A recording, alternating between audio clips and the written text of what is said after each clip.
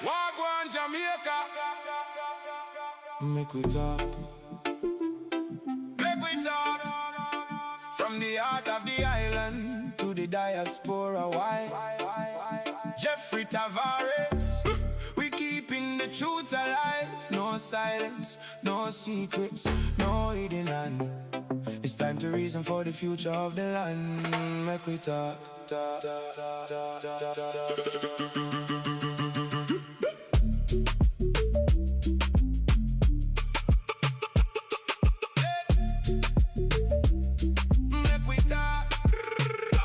Unity is strength, so make we reason. If we see corruption, it's a treason to the season. Whether it's the crime or the struggle in the street, or the health system failing, we can't accept defeat. Jeffrey Tavares, representing yard and broad, and covering the truth, we don't bow to no fraud. No upper echelon, nobody above the law. If you know head Jamaica, we gonna find the flaw. Make we talk, make we talk. Make the conversation be the guiding light. Make we talk, make we talk, make we talk. Spark a flame to make the future bright. From the beach access to the hurricane pain, we standing together, we breaking the chain. Jamaica, make we talk, talk, talk, talk. Listen, when the game get rough and the life get tough, my people don't hide. We have had enough. Conversation is the key. Solve the conflict. A to Z crime, unemployment. The struggle that we see, we depend on ourselves. That's the way it must be. Jeffrey Tavares, bring the voice to the free. Calling out the health sector, come out and voice your concern. Education sector, it's your time to speak and learn. Transport sector, stand up, let the message ring loud. We need the people's voice to rise above the crowd. Our Jamaicans, put on your shirt, wear the colors with pride. No political vibes, just one nation side by side. Come out and protest, let the truth be the walk. One Jamaica, one people. Make we talk, make we talk, make we talk. Let the conversation be the guiding light. Make we talk, make we talk, make we talk. Spark a flame to make the future bright. From the beach access to the hurricane pain, we standing together, we breaking the chain. Jamaica, make we talk, talk, talk, talk, talk, talk, talk. Make we talk. Let the dial flow. No more silence, just the truth. Make we talk. Jeffrey Tavares on the move. Make we talk, talk, talk, talk, talk, talk.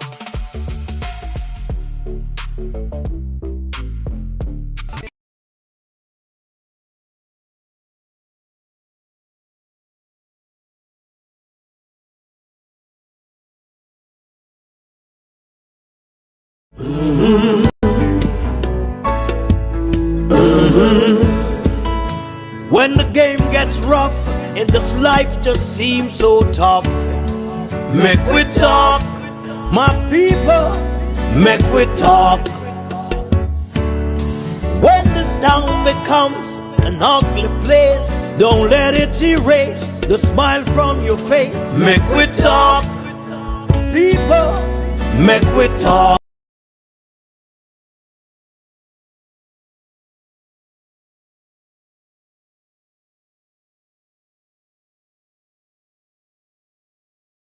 Years, you say. 10 long years and look how Jamaica stay.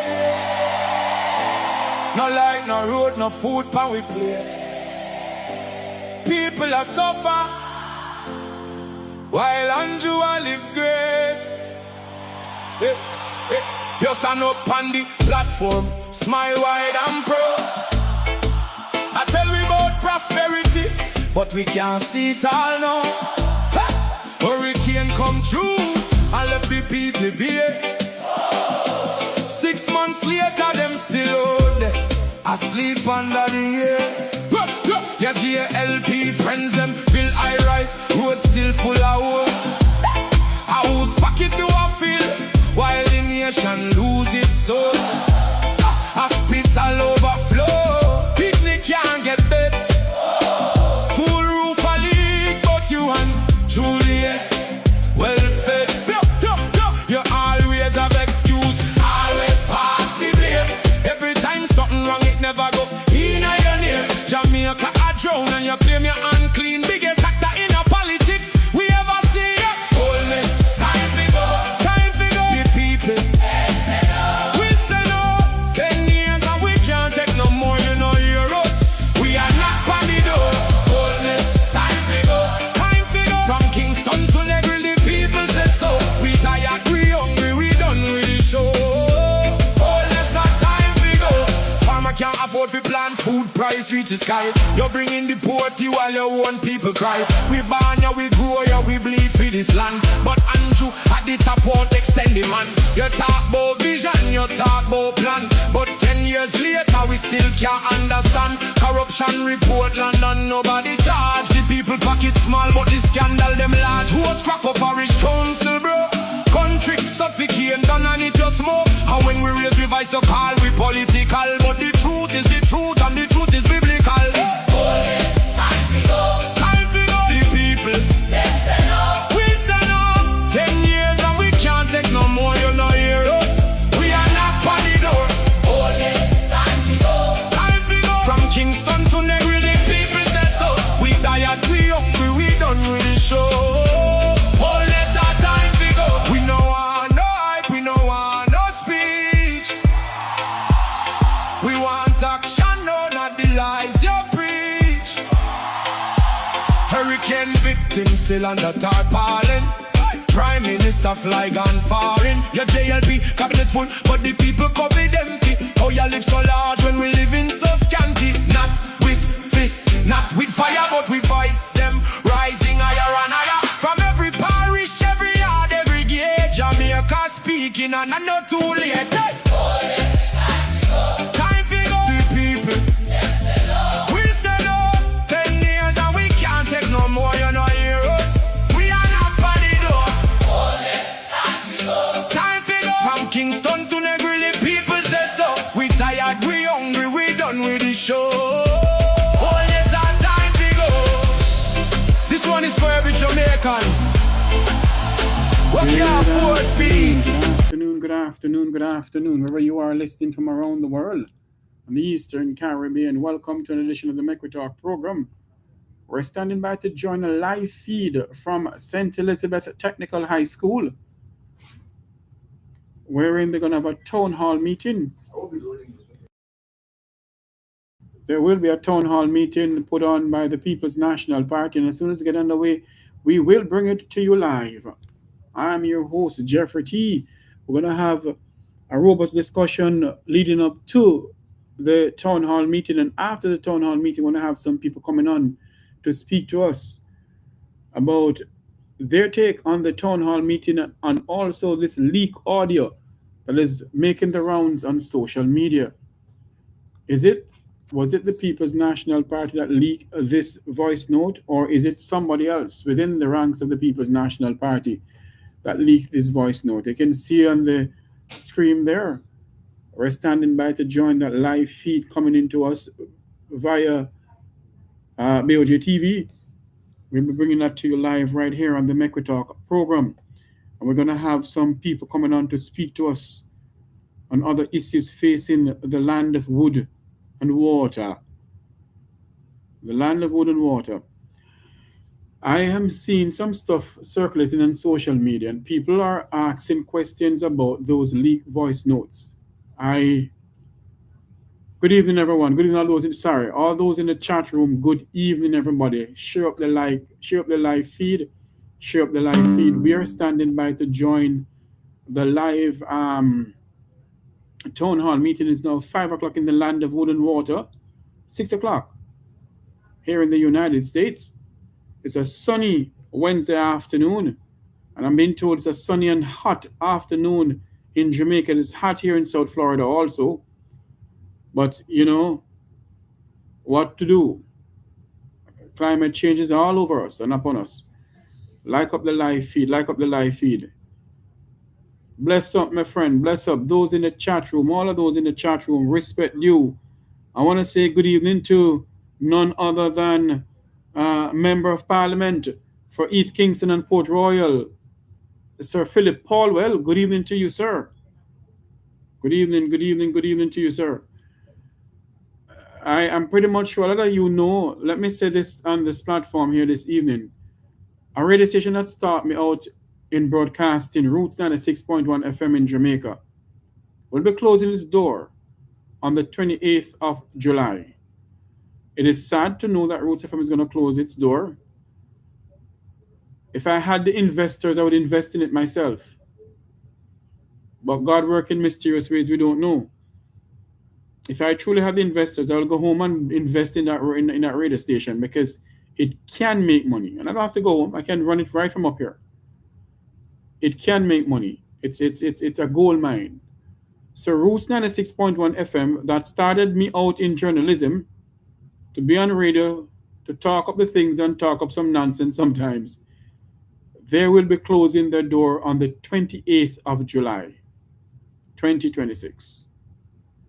So it's a good radio station. Believe me, it is. I had some fun days on that radio station, but between Dudley Thompson, Owen Brown, and others. A very good radio station. Anyway, we're standing by to join the live coverage of the Townhall meeting over there in St. Elizabeth. And the Townhall meetings on hurricane recovery and the state of affair of this country, Jamaica. A lot of people are coming on and talking about this leaked voice note that is surrounding the People's National Party. And if that voice note is coming from the high-ranking members of the PNP, then I would definitely say they need to come out and say something about it. But if that voice note is not coming from them, or those who they say it's high-ranking members, if they are not high-ranking members, then, you know, why would people be saying they're high-ranking members? That's a question we must ask ourselves tonight. I heard Nationwide talking about it. And you know something, let me play some video here from Nation. I didn't plan to play it yet, but I can do it now. As we stand by to join the live coverage of what is going on. Listen to this, what Mr. Cliff Hughes was saying. Maria, the concern I'm raising is this, that First of all, she identifies the male. Listen again. Maria, the concern I'm raising is Mario. Who is Mario? Mario, she says. So we know the male she's speaking with is Mario. Continue. this, that Anderson's track record is not one full of blemish that it will be so easy to attach certain things to him. The corruption argument not going to be attached to him so easily, right? In my humble opinion, I think they've outsmarted us and then put in this man now to be a CEO and whatever. Reality is we need to ensure that Let me say something here. If this is coming from the belly of the People's National Party, and they're trying to, based on this voice note here, they're trying to put something on General Anthony Anderson, then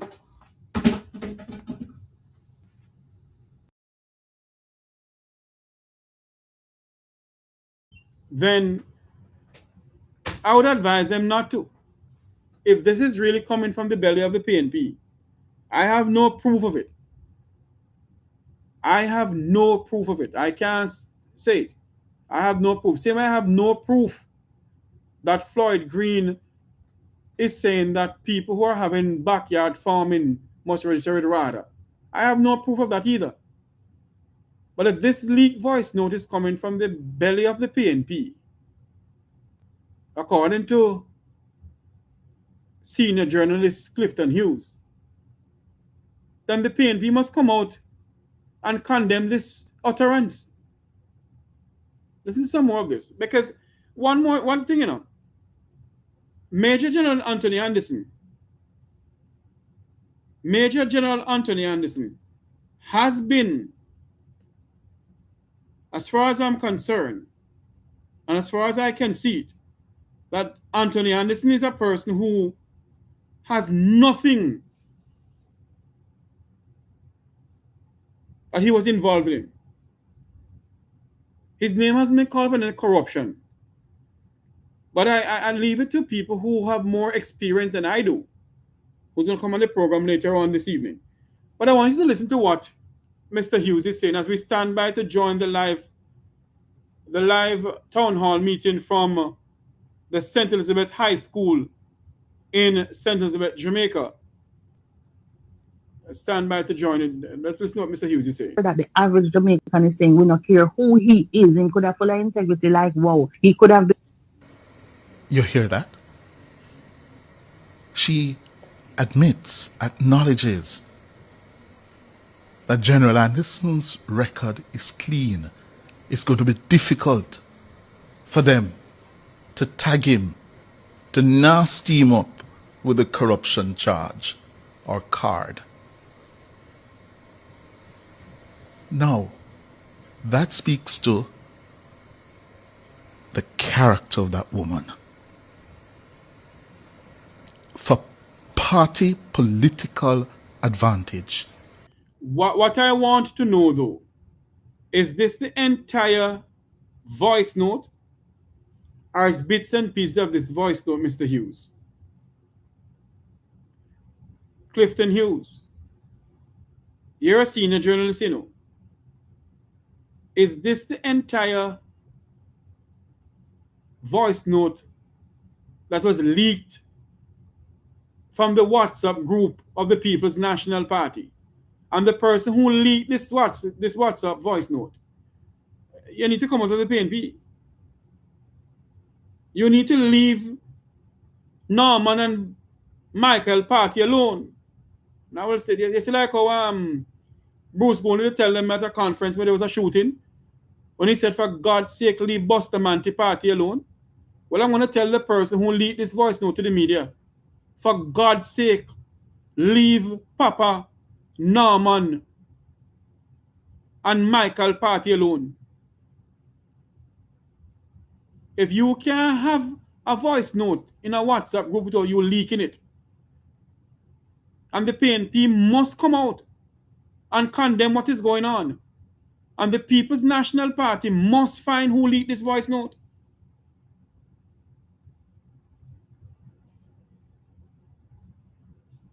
I don't know if they'll address the situation this evening at the town hall meeting, but there are some questions that need to be asked. You know, hold on there for me. Good afternoon, Marsha. You're live on here. I am here. You asked the right question, you know. If that's the entire vice note. Yeah. Because maybe if you get the entire vice note, but not go like what Clifford does it. But Clifford's job, you know, is to do things to divert, you know.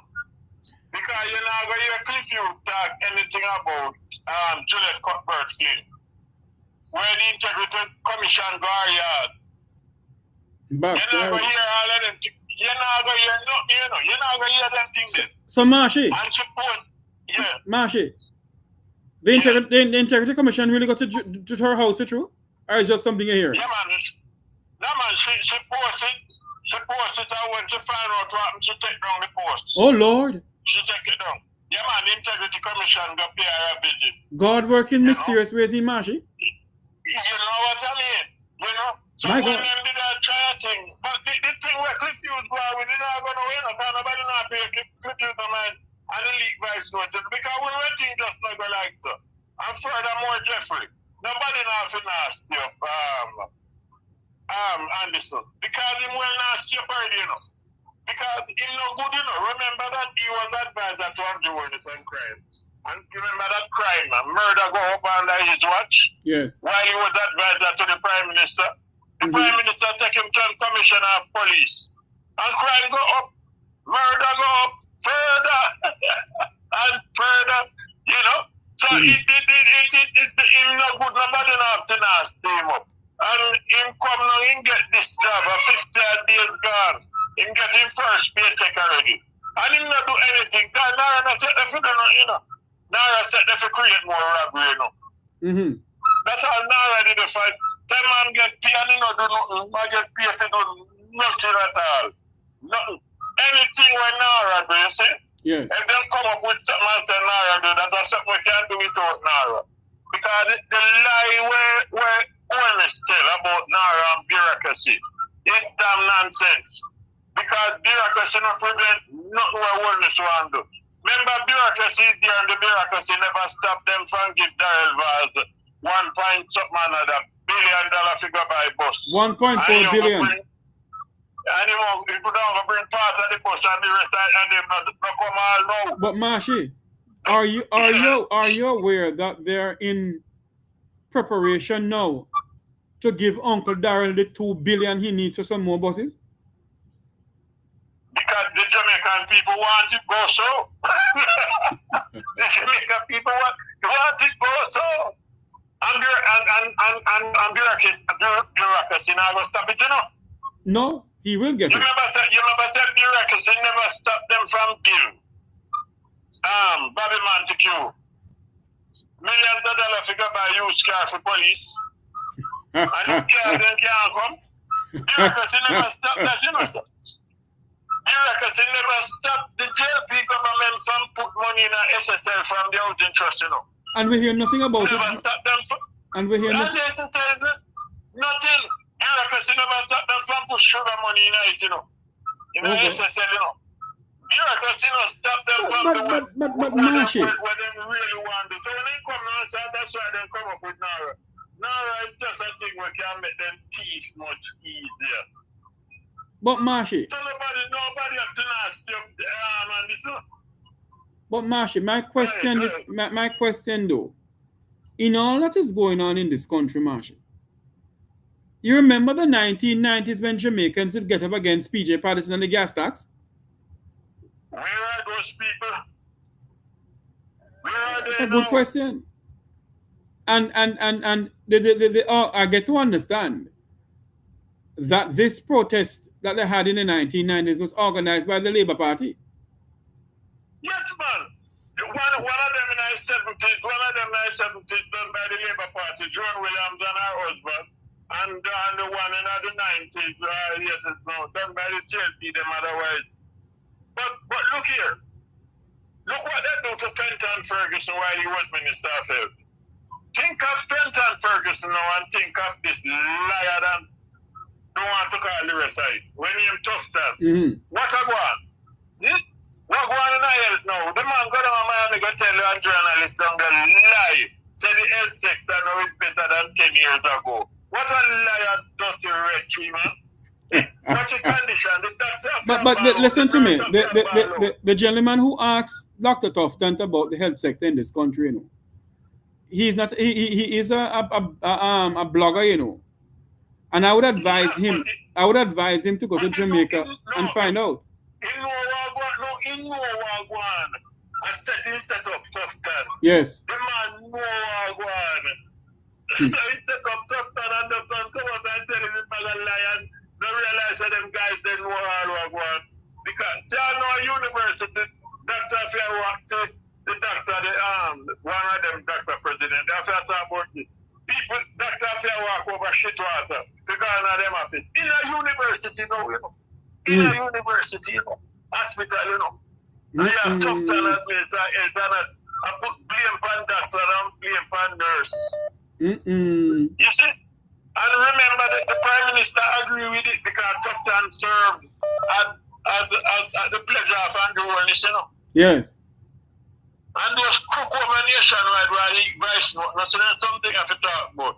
But then again, look at it. Cliff Hughes is not journalist anymore, you know. Cliff Hughes is a blogger, you know. No, man. He's not yet. They're not journalists. They're blogger. Remember, you know. Remember that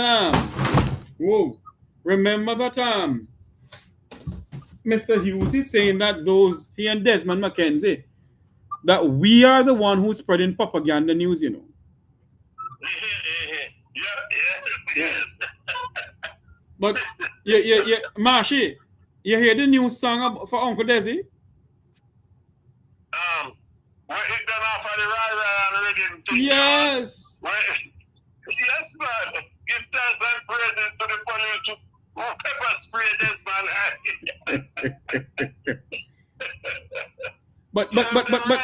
But hold on there, Mashi.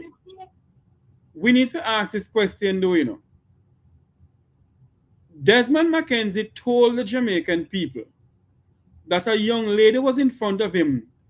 He did not know what the young lady said to the police officer. But the young lady came behind him.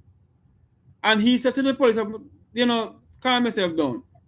Why did the police decide to pepper spray Desmond Mackenzie 3 times? Where is that young lady? Something has to happen. But remember, you have to understand that Desmond Mackenzie is a liar, you know. Desmond Mackenzie is a liar. Remember, Desmond Mackenzie going to Portland and stand up and telling people, say, for the first time in many years, JUTC has made a profit and they don't want to talk about it.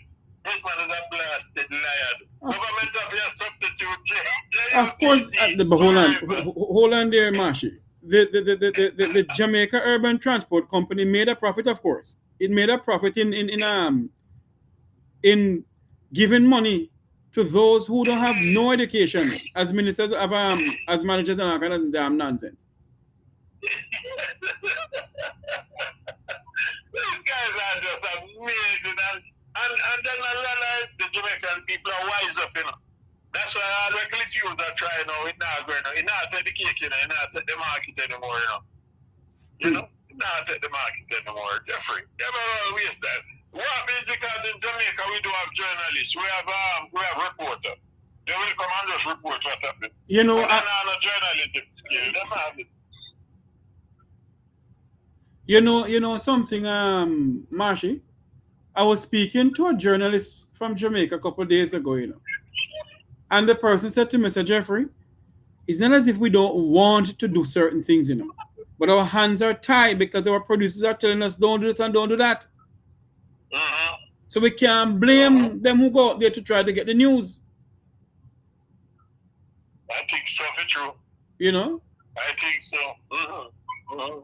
But people start get serious now because the president of the Nurse Association, when Andrew Wallace, when they want to tell him bag a lie, the nurse just tap him and track to the president of the Junior Doctor Association. So she has to work that talk, she don't care what they want to do with her anymore. Yes. And Tufton come out and tell him bag a lie, and the doctor them decide they must apologize. The people, you know, it's really just now what they lost the sense of fear because they are tired of Andrew Wallace. And the GLP. I'm tired, you know. Yes. They don't plan to take it anymore now. Even the police get fed up. Because look at this damn Desmond Mackenzie Desmond Mackenzie can't even read good. Believe me. He can't even read the prayer in a parliament. Not even that Desmond can. He's a damn dunce. And come out there trying to big up himself, but him go before crowd. But do it with pepper spray. Him thinking big like Edward Saga. You think that'll be to Edward Saga? You think they'll do it to a Michael Manley? That man, that big boy, but that man is fired. You know, so that's why Edward Saga catch him and bust him backside. And he not a shit. I mean, come and tell Cliff Youth, he admit to Cliff Youth that Saga beat him. And it make him a better man. Damn workless rich. But Mashi, you know who was the first person who told us that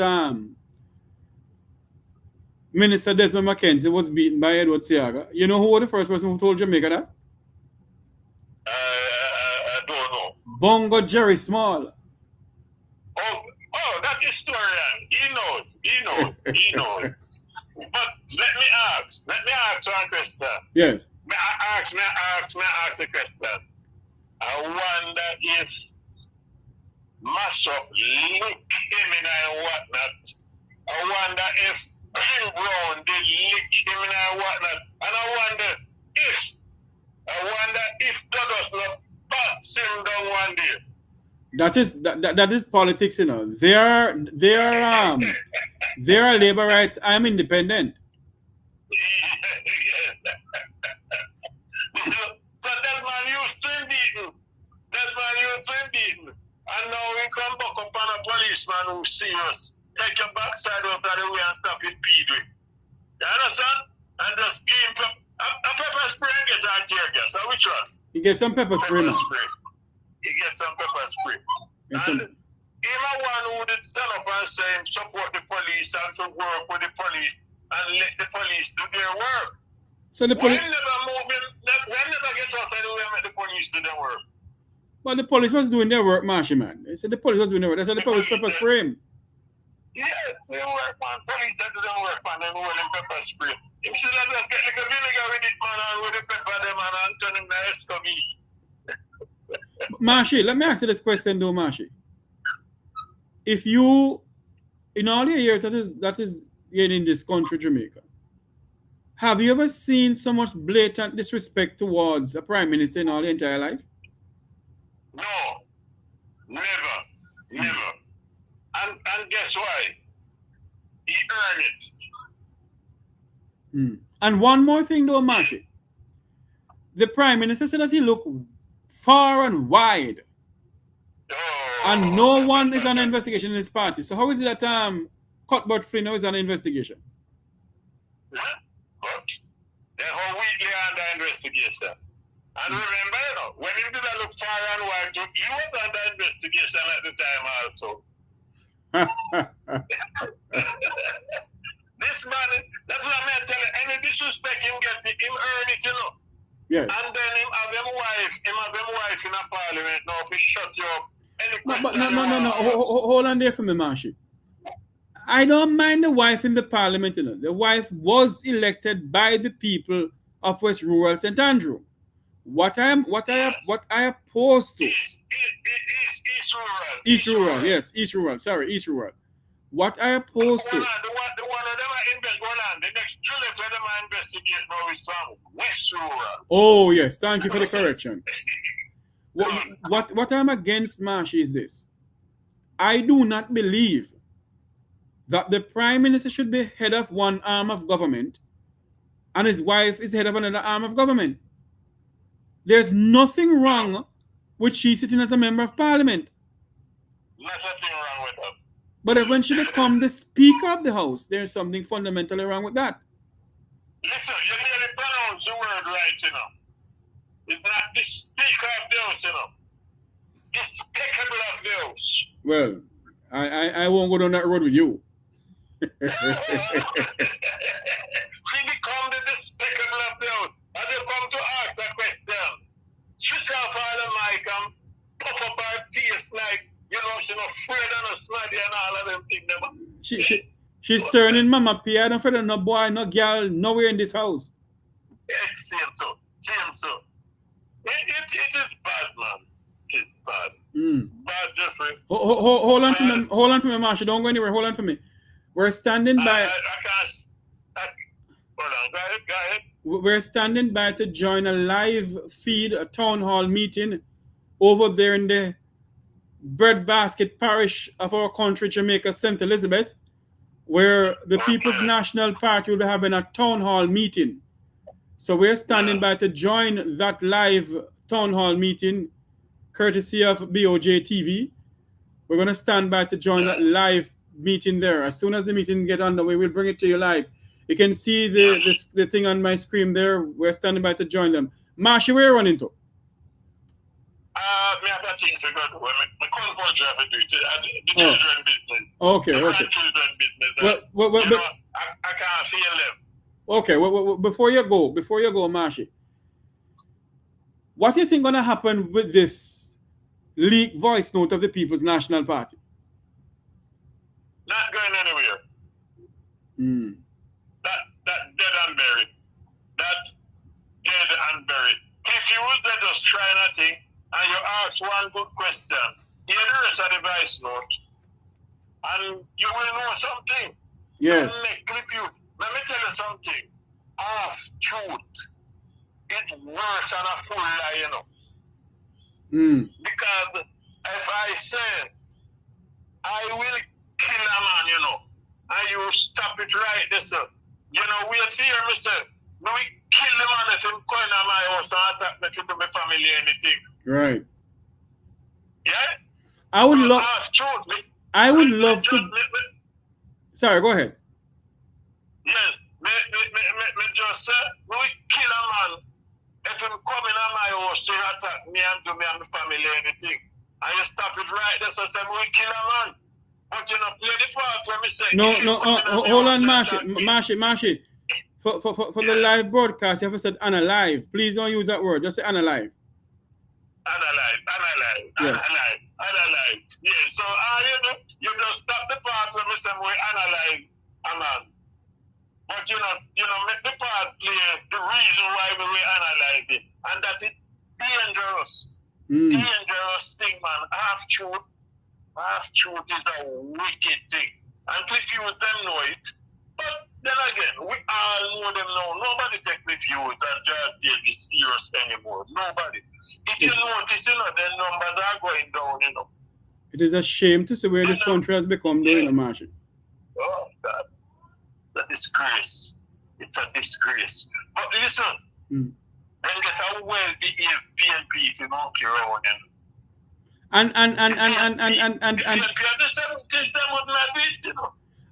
But Marshy, I'm trying to figure out what happened to Norman Michael Patterson Simpson Miller, Peter Phillips, the late Custis of the parish of Westmoreland, James McLean Thompson, Dean Peart, Roger Clark. They still rest in peace now. Yes, and all those people. What happened to the PNP party now, Marshy? But that's a shadow of themselves. And there's a lady who come and decide to take a stand and realize that them start to attack her. Yes. Yes. Because somebody come to take a stand. But let me tell you, more come to here, sir. Make them believe that them are going to this thing and get fit. Somebody have to take a stand. Somebody. But Marshy. He's alive in a sleeping giant, But Marshy, what is going on in the country though, Marshy? Why did Jamaican people are so quiet?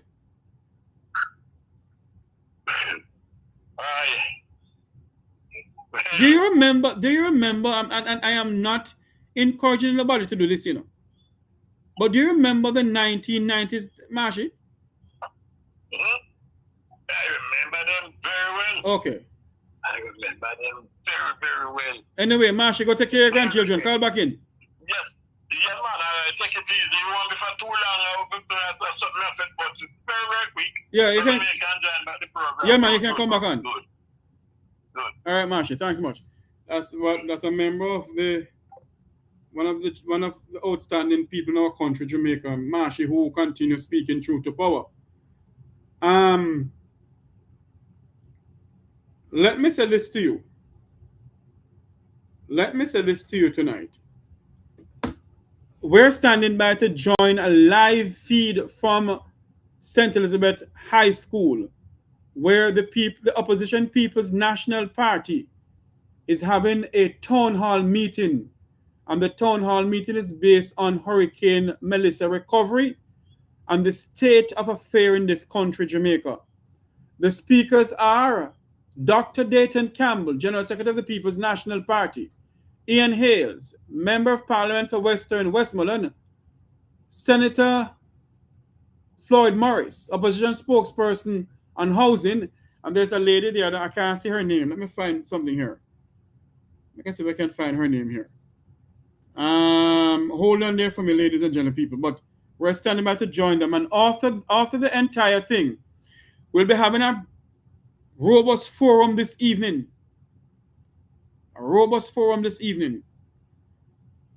With some members of the PNP and I think some members of the Labour Party will be coming on to speak about issues facing this country and the leaked voice note coming out of the WhatsApp group. And I won't say it's a senior whatever of the PNP because I can't prove it. And what I can't prove, I won't put it on my platform here.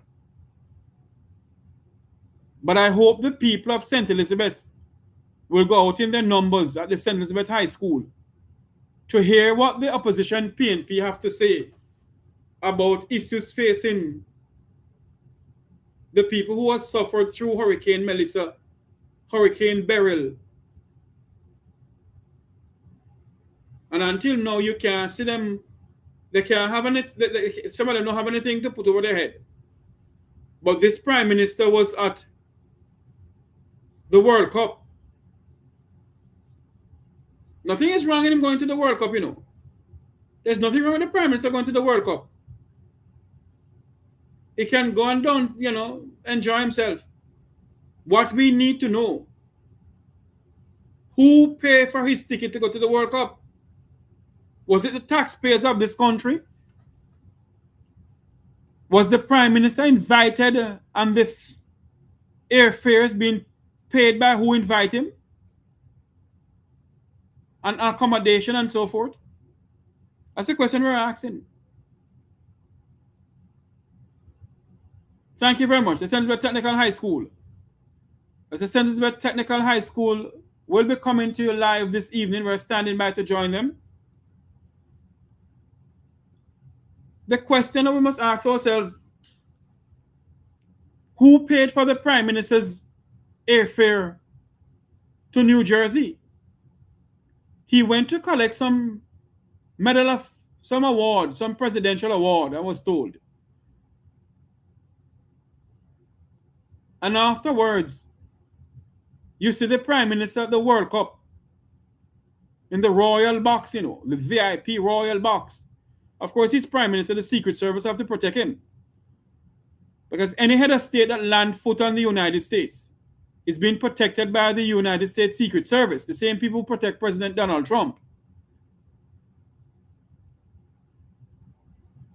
So the Prime Minister was there. He was protected by the Secret Service.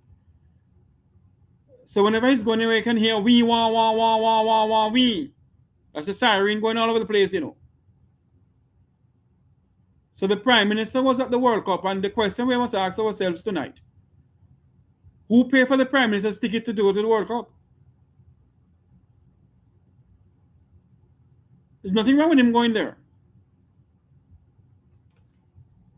What we must ask ourselves and ask those who are in authority. And I'm pretty much sure if you send an ATI to Jamaica House, Office of the Prime Minister, to ask questions, they're going to take from now until the end of the year to answer you, you know. Because they believe that we must not ask any question of them.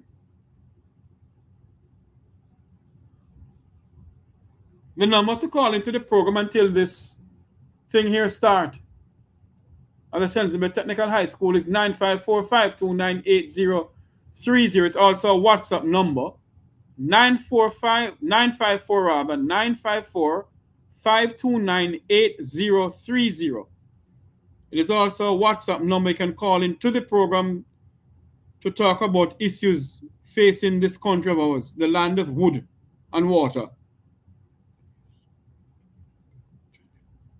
Oh, okay. Somebody sent us. Oh, Lord. I will subscribe to the channel. I say, yeah, a friend of mine have a channel here. I will definitely subscribe to the channel. Yes, the number to call is 954-529-8030. You know who I haven't heard from in a long while? Who live in Tivoli Garden? My labor right friend. Yes, I have a labor right friend who live in Tivoli Garden, you know. Let me see if I can find him. My mind just running him. JLP. Yes, my labor right friend. Here he is. Let me see if I can call him. I haven't heard from him in a long, long time. I wonder if he's going to answer the phone. I haven't heard from him in a long time. Let's see if he's all right. You know, we're standing by to join what's going to happen this evening. You can call in and tell us what you think going to happen. What you think is going to talk about this evening. Do you think the Jamaican people will come out in their numbers at the St. Elizabeth Technical High School in Santa Cruz as a parish adjoining to Westmoreland, the beautiful parish of St. Elizabeth, where the Prime Minister and his friends, along with Minister Green, Floyd Green, and other members of Parliament from that area there. Miranda Wellington will be hosting the program this evening, the town hall meeting in St. Elizabeth at the St. Elizabeth Technical High School in Santa Cruz. She will be hosting the program this evening. The guest, I'm trying to find the lady here. Kenisha Anderson, that's her name.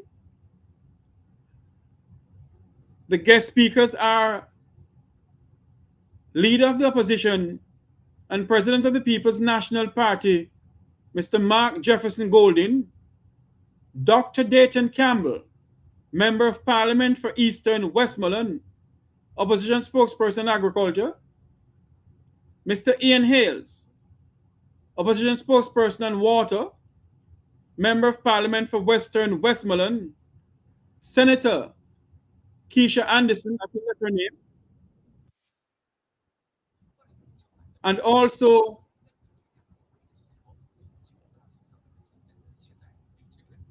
hold on there, what is going on here? And also opposition spokesperson on housing, Senator Professor Floyd Morris. Miss Kisha is a deputy spokesperson on trade and industry and global logistics.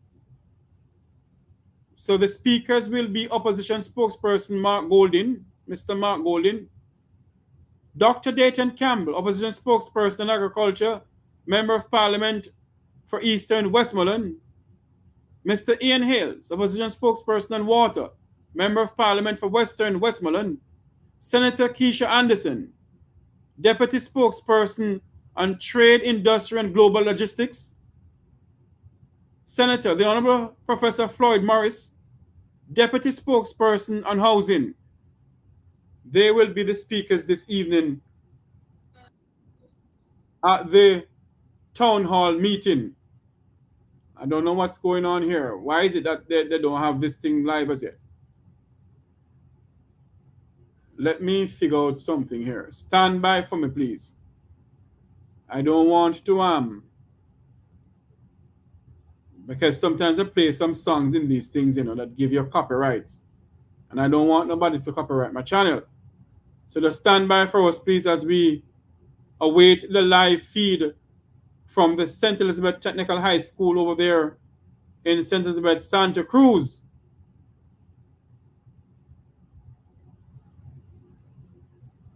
In Santa Cruz. Let me see something here. Is the PNP...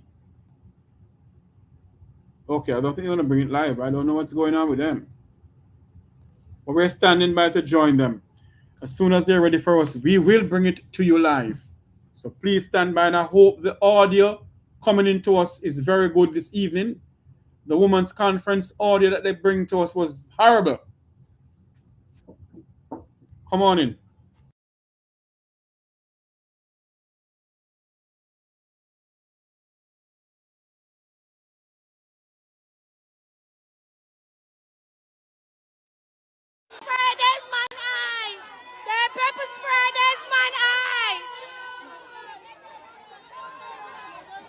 Sorry. The pepper spray this man eye.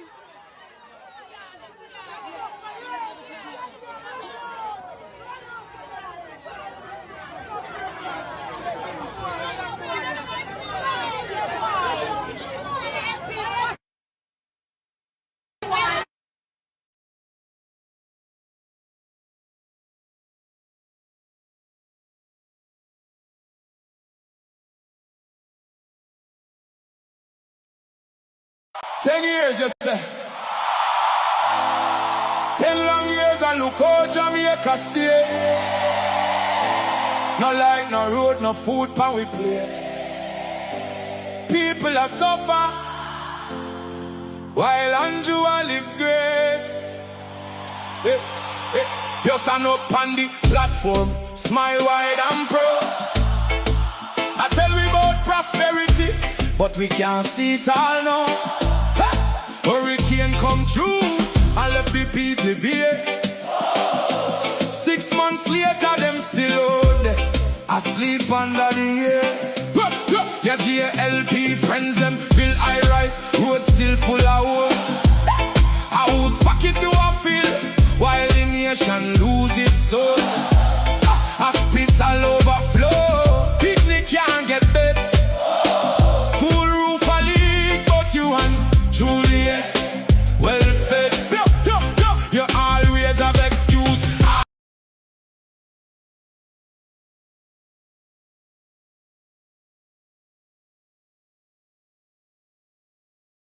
10 years, you say. 10 long years and look how Jamaica stay. No light, no road, no food pan we plate. People are suffer while Andrew a live great. Hey, hey. You stand up on the platform, smile wide and proud. I tell we about prosperity, but we can't see it all now. Hurricane come through and left the people bare. 6 months later, them still out there, asleep under the air. Their GLP friends, them build high rise, road still full of hope. A whose pocket do I fill, while the nation lose its soul. Hospital overflow, picnic can't get bed. School roof a leak, but you and Juliet well fed. You always have excuse. Okay, we're standing by to join them. I had some correction made a while ago. Thanks very much to my co-producer of the program. I won't call him a name. Always correcting me with a lot of stuff, and I appreciate it a lot. I do appreciate it. Because sometimes you hurry and do things and not even, look. And you need to look because reading is fundamental. Anyway, we're standing by to join the live town hall meeting put on by the People's National Party from the St. Elizabeth High School. And it is over there in Santa Cruz. I'm trying to find something that was sent to me. Let me do some correction here. But for some unknown reason, I can't find what I'm looking for. But anyway, I'm going to try and find it.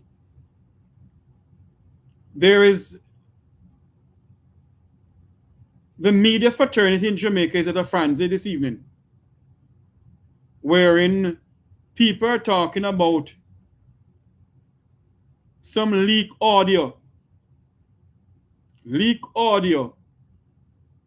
from the People's National Party. I can't prove it is from the PNP. I haven't heard the entire thing in its entirety. What we need to do, though, is to ask questions. Is this the entire leak audio from the PNP? Is it the entire thing?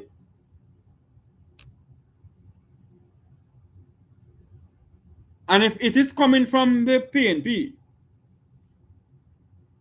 then we need to, then we need to have them come out and condemn such thing. We need to. I want to hear what they have to say at this town hall meeting too, because the Jamaican people need to hear from the PNP, which they have been talking up a lot of things. And the PNP is the only alternative for this country, because Jamaicans don't believe in third party. And because they don't believe in third party, we have to truly hope and pray that the comrades have something substantial to talk about this evening for the people of this country,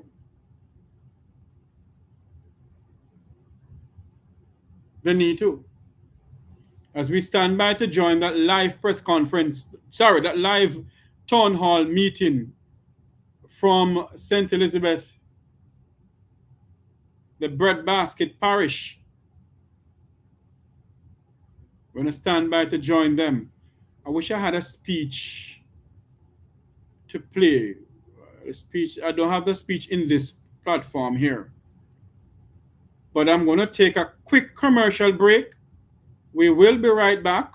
Do not go anywhere. We're standing by to join a town hall meeting put on by the People's National Party. The topic is hurricane recovery, the state of affair of this country, Jamaica. It's coming to you live from the St. Elizabeth High School in St. Elizabeth, Santa Cruz. So we're going to stand by to join them there. And the host of this meeting is none other than teacher herself, Miss Miranda Wellington. She will be the host of this meeting. So as soon as they're ready for us, we'll bring it to you live. I'm going to take a quick commercial break. Do not go anywhere. Hold on. I think they're showing something here now. Don't go.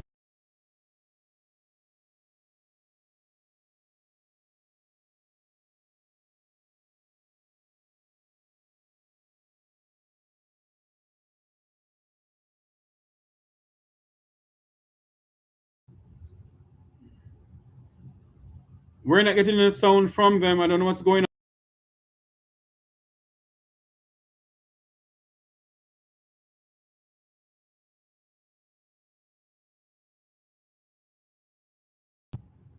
There is no sound coming in from this video, but this is coming to you live from, I think someone is traveling along the road there. Let me see what's going on over this neck of the wood. It's the same thing I'm getting, yes. The opposition leader, Mr. Mark Golden. Hold on. They are ready for us. Opposition spokesperson on agriculture, Dr. Dayton Campbell. Hold on. They need to get this thing correct now, you know. They need to get this thing correct. Person. Okay. Let's Senator, go live to St. Elizabeth. Forgive me because I had this in order. But Senator Kisha Anderson, Deputy Shadow Spokesperson on Industry, Trade and Global Logistics. And we have in our midst Deputy Shadow Spokesperson on Housing, Senator Floyd Morris. Oh. He is the spokesperson. And we have our councillor here, Councillor Donovan Pagan. Want to welcome him as well. Our host councillor, Councillor Dwight Salmon. Want to acknowledge him as well. And the councillor for the Brompton Division, Councillor O'Neill Buchanan.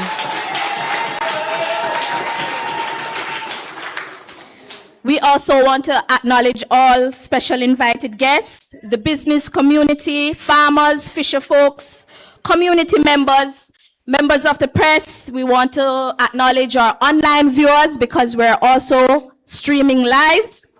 And we want to say a special welcome to you, the residents of St. Elizabeth. Welcome to our town hall meeting.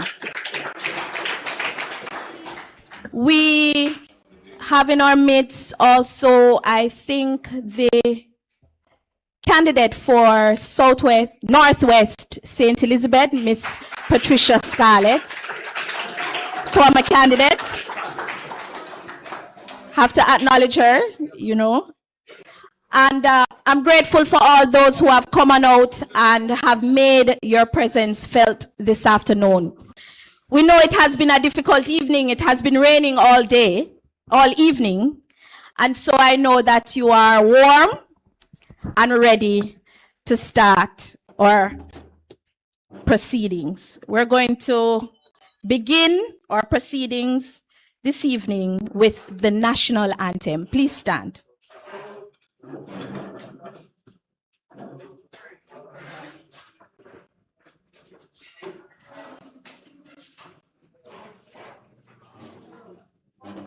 After 2, 1, 2. Eternal Father, bless our land, guide us with thy mighty hands,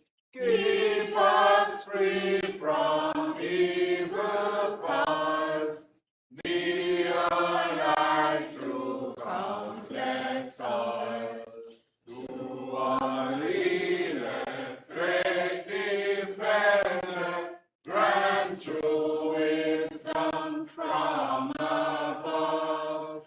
Justice, truth be ours forever.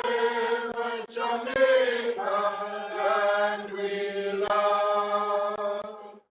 Jamaica, Jamaica, Jamaica, land we love. Thank you. Thank you. Just one verse. I know that we have been waiting. We want to acknowledge our opposition spokesperson on water, Mr. Ian Hayles.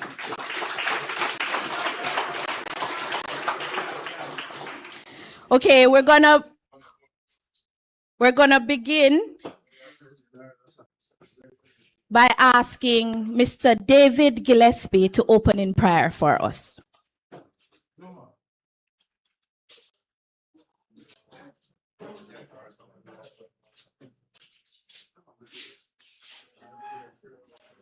Good afternoon. Good afternoon. Oh, thank you. I'm here this afternoon just to say two little words. But most of all, I'm here to greet all the comrades at the table, protocol observed, especially Comrade Mark Jefferson Golden. Yes, as I am here, it is a good thing for us all to be here this evening. It's a very...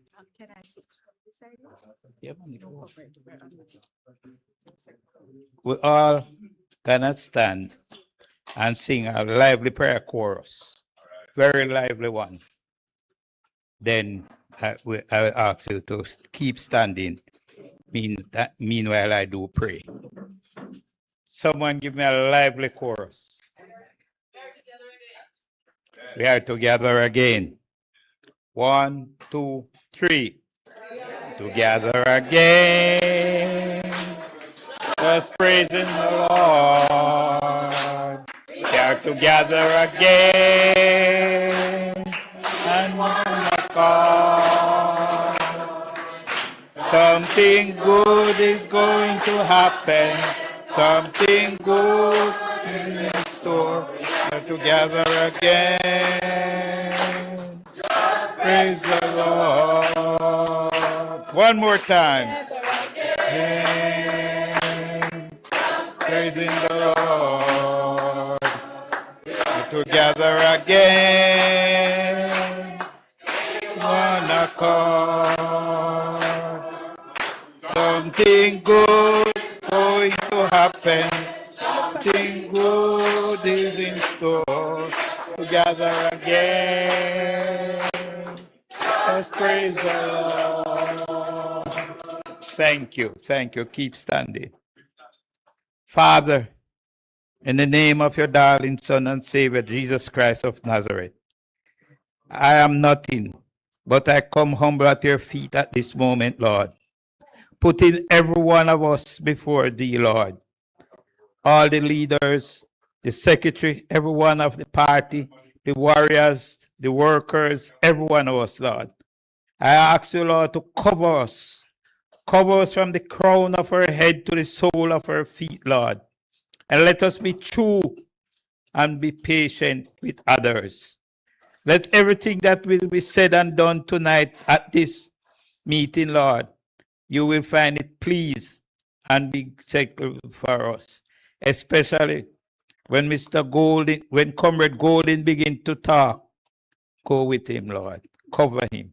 Cover every one of us, Lord. These and other mercies I ask in Jesus' name. Amen.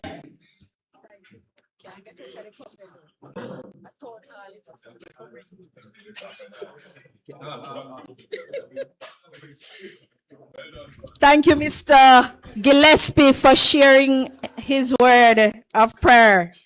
We're going to move along.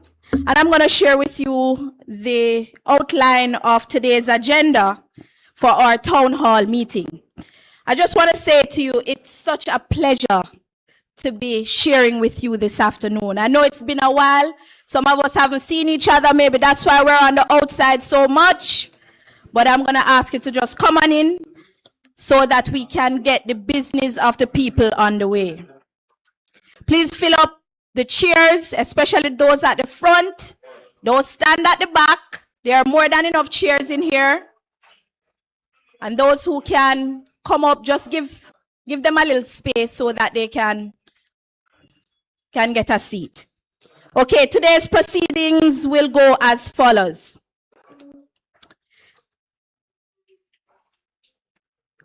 We will do greetings after I have done the welcome.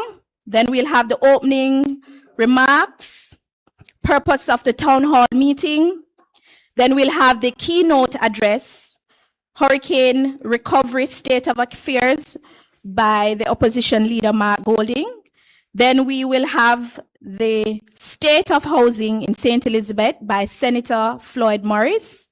Then we will have the State of Small Business and Livelihoods by Senator Kisha Anderson. Then we will have the State of Water by Hayles MP, opposition spokesperson on water.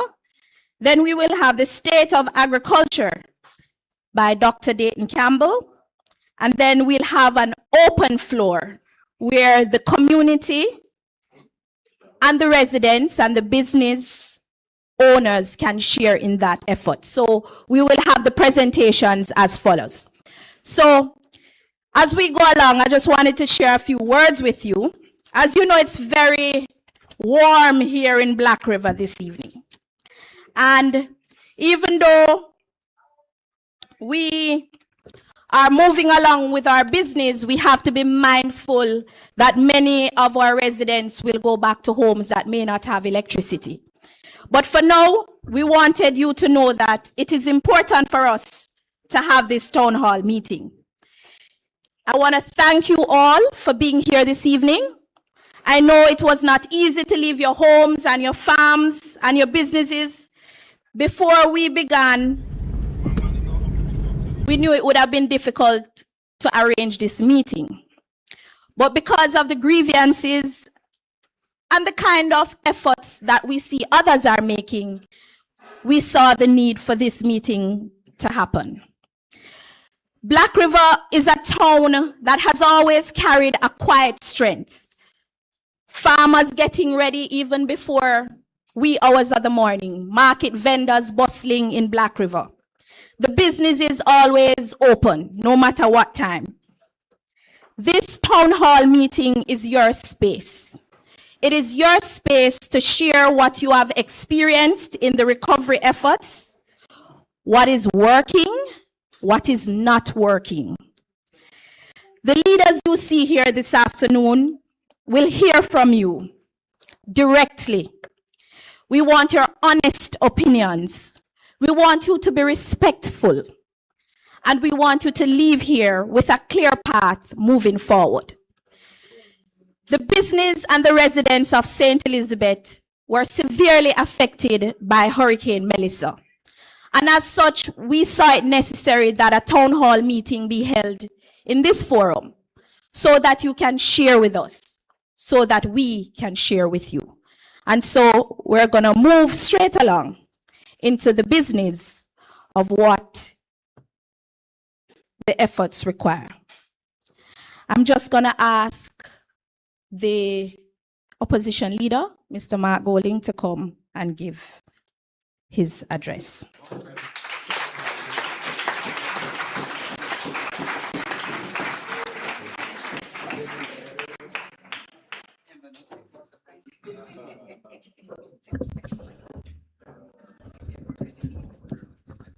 Thank you very much, Madam Master of Ceremonies, Dr. Miranda Wellington. I think that's the first time I may have called you that, ma'am, so it sounds good, eh? Yeah. I want to pick up all of the persons on the head table. I want to acknowledge all the ladies and gentlemen in the audience. This is not intended to be a political meeting, so I will address you accordingly. I want to thank the members of the media who are here to cover this event as well. And of course, our police officers who are playing an important role, as always, in serving and protecting the people. Ladies and gentlemen, we are now near the end of July 2026. Black River went through, along with much of Western Jamaica, much of St. Elizabeth, Westmoreland,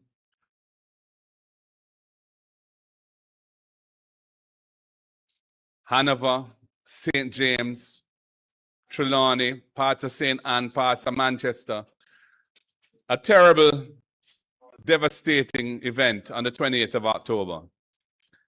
And the town of Black River was particularly devastated by the hurricane. Initially, there was a lot of public relations. We had foreign governments, foreign non-governmental organizations specializing in post-disaster relief, local organizations, all chipping in, trying to make the Jamaican people a little stronger, a little more able to endure what they had gone through.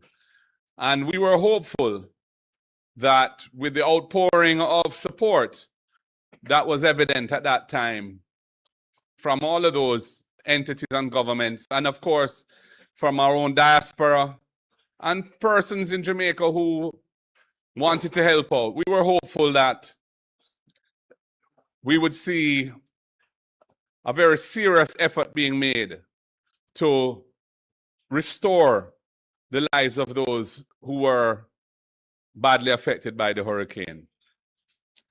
However, we are now 9 months or thereabouts past the hurricane date. And I must say that I am very, very disappointed in the government's response to the plight of the people who are affected by the hurricane.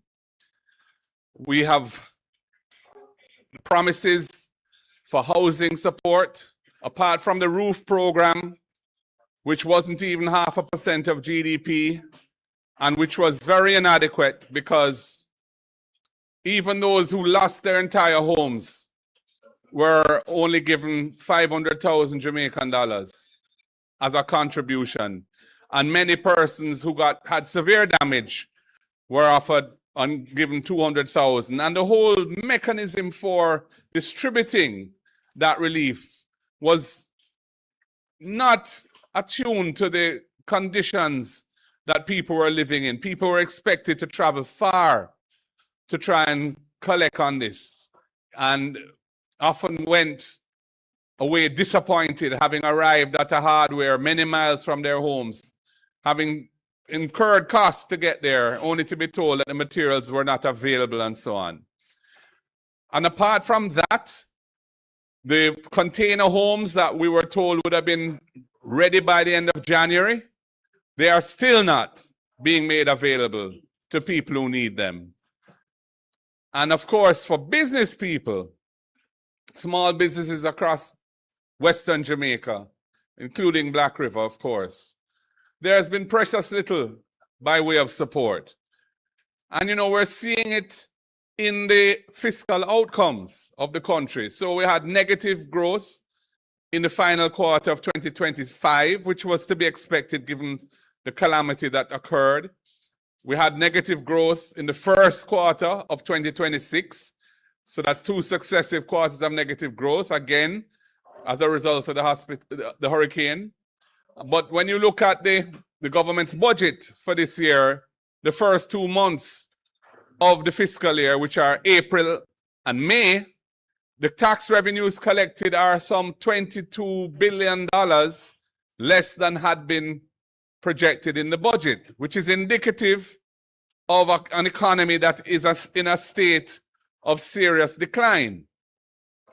Now, how can you expect anything else when you have the small business sector, whether it be transport operators, retailers, manufacturers, other providers of goods and services, farmers, who have really not been given what is required to get their business back up and running. And when I spoke at the conference last week of the Small Business Association of Jamaica, I said that the situation faced in Western Jamaica by small business people requires what I call a Marshall Plan. What is a Marshall Plan? The Marshall Plan was the plan implemented after World War II to restore the economies of countries like Germany and Japan, who had been devastated in the war, having lost the war. And we know what happened with Germany and Japan. In a matter of years, those economies rebounded and became two of the strongest economies in the world. And the Marshall Plan had a major role in that, and that was a plan of the US government. Well, I can't do anything about that. I'm speaking as loudly as I can. No. Yeah. Change your microphone. Can we change his microphone? I'm not sure it's the issue of the microphone. I don't think it's the microphone. It might be the speakers. Yeah. I can. Yeah. So that is why, all right, that sounds a lot better. That is why, what are you saying, sir? I put it down? Okay.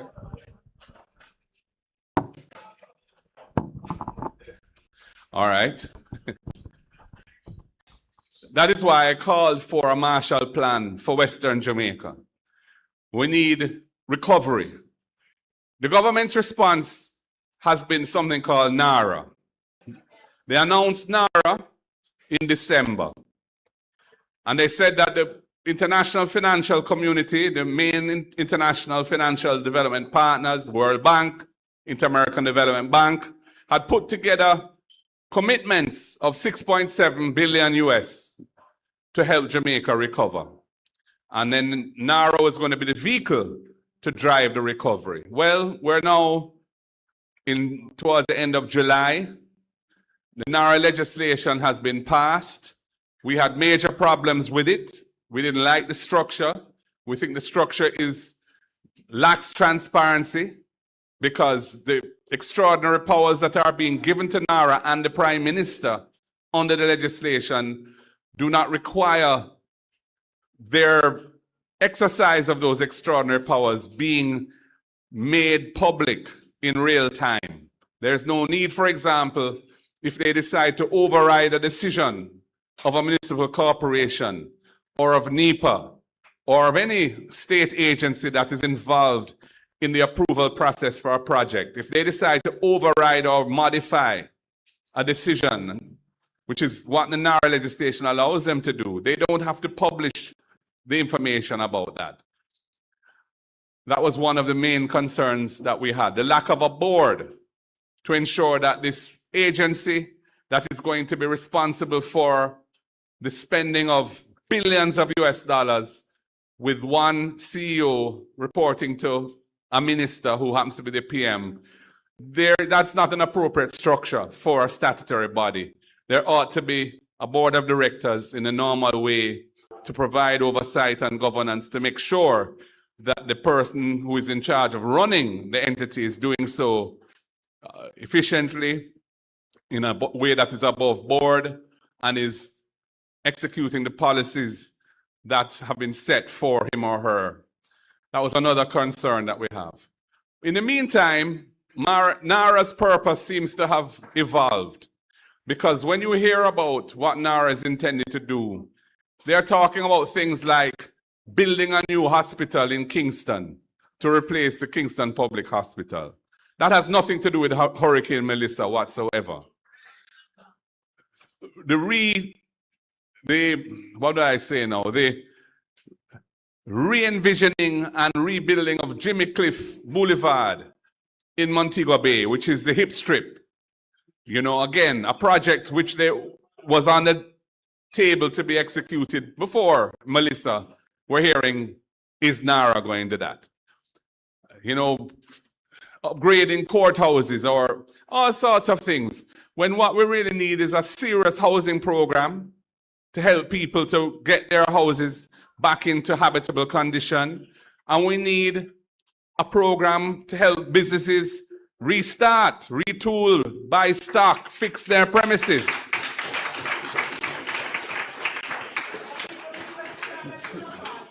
So, we don't even, from what we're hearing, NARA is not even going to be up and running probably until the end of the year, because they have to build out their staff and all the rest of it. They're in talks with international development partners for assistance around the administration of NARA. So it's not going to be a rapid response, when what Jamaica needs is a rapid response. People's lives have been turned upside down. And so I'm very disappointed in the response of the government to this. I must tell you, I would have thought that having gone through the COVID experience, when certain things were put in place, for example, to help tourism workers who had been laid off because the tourism industry had shut down, and even small business owners, if they could show that they were licensed and so on, they could get a grant and that kind. We're not seeing any of that. So the whole thing is totally inadequate, and it is contributing to the underperformance of the economy, and it is to be the subject of serious debate and commentary. And I'm talking about it. I don't hear civil society talking about it. I don't hear the private sector talking about it. But I don't know whether they're afraid of government or what it is. But it needs to be said. You can't sit down in Kingston and things are all right and just assume that that is how Jamaica, the whole of Jamaica is. You know, that is not the case. And we are very concerned about it. We have heard announcements to do with Black River and parity and the building of a new town and so on. Now, we did some research in anticipation of this meeting, and we discovered, based on the research, that some 2/3 of the land in this area are relatively small holdings. So that means that there are a lot of people who are going to be affected by any supposed relocation. And the concerns of the people, the views of the people and their opinions, their vision for what that may look like if we're going to have a new, what's going to happen to them and their livelihoods, their family land, where their relatives may be buried, if they're fisher folk, access to the sea, all of these things. These things need to be worked through with the people. It has to be a people-centered thing. You can't be just making decisions in Jamaica House or wherever it is and saying to everybody, this is what it's going to be. I understand that Major General Anthony Anderson came down here yesterday or the day before, and I'm glad to see that he came. Maybe he heard about the Townhall and decided he would show his face before. Whatever it is, I'm glad he came. But that is not really a structured form of consultation with the people. There needs to be a structured form of consultation with the people to ensure that the people's lives are improved by whatever plan is being executed and developed and executed. Not the reverse, not where some people just think this is the ideal solution and we're going to run with that. That cannot work. And we will intend to be vigilant about that as well. You know, at the same conference, I mentioned transport operators, because I've been seeing indications where transport operators and the motoring public is under stress by the way in which the Road Traffic Act is being enforced, where people are being given tickets for fairly Very ordinary and unnecessary things. Eating peanuts while driving. Having your phone anchored in a device. Not talking on the phone, you know. You just have it there and they say it's careless driving or something is impeding your view. And this is a country that is under stress. Cost of living is going through the roof. You know, the price of gas has gone up and up. Electricity is going up. Everything is going up. Because even to transport goods around the world now, freight costs have gone up hugely. So everything is being worked through into the price of all products that you have to consume. This is not a time for unnecessarily onerous enforcement of laws that really are not having an impact on road safety anyway. And then you're going to put the demerit point system on top of that. I think we need to have a review in Parliament of all of the road traffic offences to see how they operate in practice and to make sure that they are balanced and they are proportionate and that they make sense for the people. I will not touch on the issues of water or agriculture or indeed financing business and so on, because we have very able persons with the responsibilities for those portfolios here who will speak. I would just ask them, don't speak too long, because really the town hall aspect of this is important, which is really the opportunity for citizens to raise their concerns, and so we can hear from the people, and the people can hear from us in response to those concerns. So I'm not making any long speech, but I just wanted to set an overview of where we are. The economy is in a serious state, and the government are dealing with the crisis of Melissa and the cost of living crisis that has come with it in the very inadequate way that they are really contributing to the problem. And it needs a bold and well thought through solution to get the people of Jamaica, especially the people in the West, here in St. Elizabeth and other parishes which have been affected by the hurricane, back on their feet, back in proper shelter, back able to run their business, back able to live lives of dignity and lives where they can pursue their hopes and dreams. Thank you for having us here today. One love. God bless you all.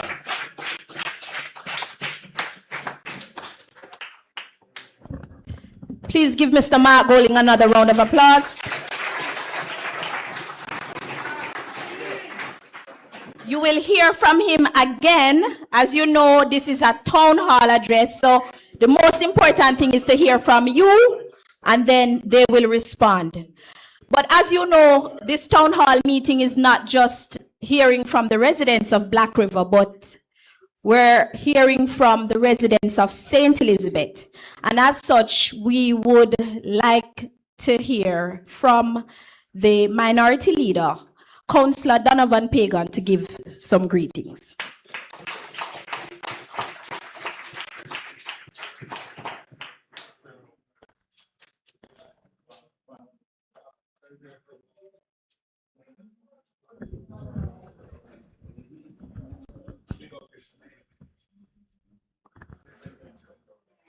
I'm not as short as the MC, you know. All protocols observed, but I have to big up our leader of the opposition, Mr. Mark Golding.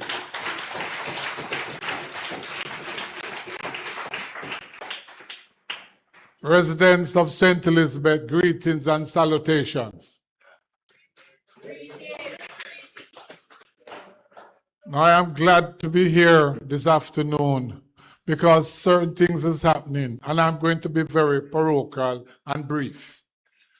Welcome to the former mayor, my good friend, Everton Seaton Fisher, is in the house. Now, residents, after Melissa, we have heard of certain things that is going to happen in Black River. They are going to build back a new city. Now, from the hurricane has happened. We have not been invited, the local authority, to any of the consultation meetings. We have been left out of the loop.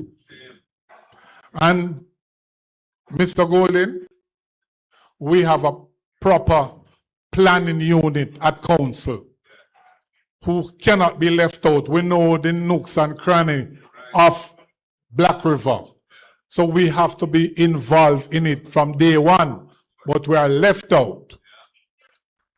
Now, also who has been left out? They had a meeting, but it's mostly the bigger business people that was present at that meeting. We have a lot of small business persons in and around Black River who was not at those meetings, and they cannot be left out of the loop. Because in rebuilding, we need the advice of the small man. You cannot rebuild without the small man. The small people, you not agree with me? The small people know the thing. It's not everything the bright man with the education or the big engineers, them know everything. Listen to the people. Because sometimes flood happen here, the engineers don't listen. And when down the road, the thing mash up again. So it is good to listen to the small people. And when your time comes in this meeting, I don't want you to be shy. Make your voices be heard. We have a lot of spokespersons here who will listen to you, and everything that you comment and suggest here will be documented. So residents, I want you to sit back and enjoy this meeting, and I want you to participate 100%. And thank you all for coming. Big up. Thank you so much, Councillor Pagan. Thank you so much for sharing your few remarks. And I want to officially acknowledge the councillor for the Braes River Division, Councillor Everton Fisher. Balaclava Division. We are being hosted in Black River at Black River High School by the councillor of Black River, and I'd love for him to come and share his few greetings and his experience during this entire recovery. Greetings, brothers and sisters. I want to just pause to acknowledge our opposition leader, Mark Golden, and all the officials sitting here on the platform, and you, the citizens and residents of Black River and surrounding community. I greet you well. Today, everybody here is left with a story after the passing of Hurricane Melissa. Everybody Ian Hills, everybody have a testimony with Melissa. But for us, the local residents, the local councillor like myself, Donovan Pagan, Everton Fisher, O'Neill Buchanan, and Leighton Simit, we have a different experience, because if you notice, the resources coming to you through us as councillors is nothing. Because since the passing of the hurricane, all councillor has received is $250,000 to issue out care package to people. That $250,000, because when I realize the non-GO, non-profit organization, if I never them opposition leader Mark Golden, my people would have more funeral here in Black River.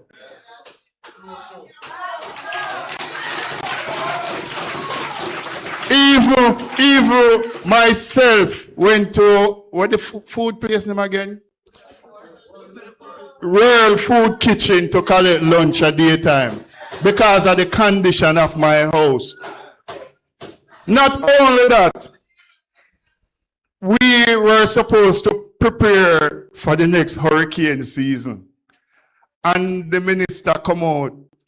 This is not a political meeting, you know, but we as councillors sometimes we no cuss and we have to tell you the truth. The minister of local government come out and he make a big announcement. 70 million will be coming to parish councils for councillors to clean drain. But only for the people to know that you have 228 councillors. And when you divide that by 70 million, you get $307,000. But people see you every day and they must say, yo, the minister announced you get money country, where the money there, and now you can't start the work. But what I want as Donovan Pagan share with you, I want all of us to have an open discussion and be frank with each other. And at the end of this meeting, I want everybody to leave at least with a ray of hope. God bless you all. The word is love. Truth. Truth. That's the counselor for the Black River Division. We're going to change up the modality of the agenda so that we can hear more from you, the residents, the citizens. And then we will hear from the spokespersons, because if we allow them to speak, they will maybe not hear enough from you to respond, because the whole agenda of this meeting is to hear from you. So we're going to flip the script a little bit. We're going to allow for the segment where we have the opening of the floor. And what we will have is your questions being addressed by the spokesperson representing that issue. And then they can respond to you in the line. But before we get to that point, let me just outline some of the ways that we can make this process run a little smoother. So as you know, on the platform, we have the spokespersons for various areas. We have the spokesperson on water, MP Ian Hayles. Everybody know Ian Hayles, right? All right, so he's a spokesperson on water. So when you come up to ask your question, don't ask multiple questions. Maybe ask one or two questions so that when the response is given, he can give it in a wholesome way. And if you hear a response that may address your question, you may not need to ask it again. So we want it to run a little smoother. And then what will happen too, even though we have spokespersons on housing, industry and investment, spokesperson on housing, industry, trade, and global logistics and agriculture, they may be able to answer a few more questions outside of their portfolio. And maybe you can address some of those questions also to the opposition leader. So I don't want you to be limited, but I also want you to be clear and concise. All right, so there's a microphone to my left, to your right. Everybody see that microphone right there? We have somebody recording some of these information. So what you will do is, we're going to ask you to just come up to the microphone, ask your question. We will take that microphone to you if you are not able to move, because we have to be mindful of those who are not able to move so easily, agilely through the rows. Right, just hold up your hand and somebody will take the microphone to you. And then we will ask the responding spokesperson to respond to that question. So we'll take two and then a response, instead of one question, one response. So two questions and then one response. So we're going to open the floor now. We're going to ask the public. We're going to ask the residents of St. Elizabeth and those of Black River, especially those affected. I hope there are residents from Parity. I hope there are residents from Slipe. I hope there are residents from Brompton. Because, opposition leader, I would like to acknowledge that there are times when people do not recognize that Brompton is as affected by this hurricane just as Black River. There is no Black River without Brompton, because Brompton and Black River are sisters. Sister and brother. Brothers. And so they are just as heavily impacted by this hurricane, and I'm sure they will share their experiences that they have had over these past 9 months. So residents and citizens, this is your time. This is your opportunity to share, and I want you to be honest. I want you to be frank, and I want you to be respectful, because we're also on the media. We're online, and people will hear what you have to say. So we're going to just take the questions now. So anybody want to start? Mr. Richard Reynolds, you want to start? I know you have a lot to share.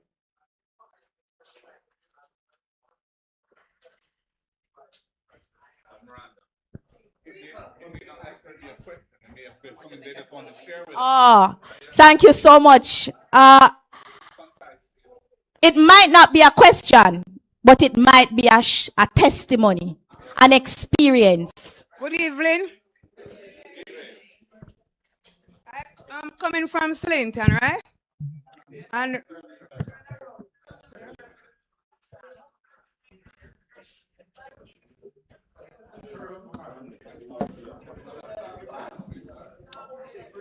good evening. I know that all of we are here to join a meeting this evening. But what I'm coming up here to tell, the hurricane affect all of us. Some people are on the tarpaulin as well right now. They have nowhere to go. My house is affected. I don't have a roof right now neither. And we were really damaged. We have to find food that we can give it to our neighbor. You understand? And thank you for come up here and have a real talk. This and what I was talking about. We have no water, and Mr. Buchanan is trying best to give me water. So we need assistance run by Wellington. It's a desperate place because the hurricane mashed we up bad.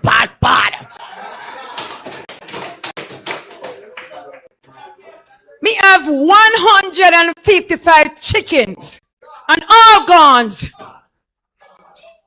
A little man come around here and put in like an assistant to us. He's away from Kingston, right? I went to NIS office and they come on my yard. And them said, them are going to give we, listen lady, make me talk. They said they're going to give we assistant over there. So few people get something. Much of the people, they don't get anything at all. Me went there and all me asked, and not even a single $2 before $1 me don't get. You understand? We have children who go to school. Nobody come there except Mr. Buchanan. We out of water, Mr. Buchanan. You understand what I'm saying this evening to you? We need assistance for the roof because some people and them child not living nowhere until to the blessed day. You understand me? Not even food if whenever Mr. Buchanan we don't eat around here. We don't have anything around here. We need assistance around here. As to the water is most important too. We don't have no road neither. Food for the poor come there. Listen to me, lady. Food for the poor come there. And I put on some roof and give it wonder. And them say they can't cover all of the house. And all the house they can't cover. I'm saying? We need assistance around here. Because no cannibal no live around here. It's a people live in this community around here. So we need assistance around here. It's very bad around here. It's very, very bad around here.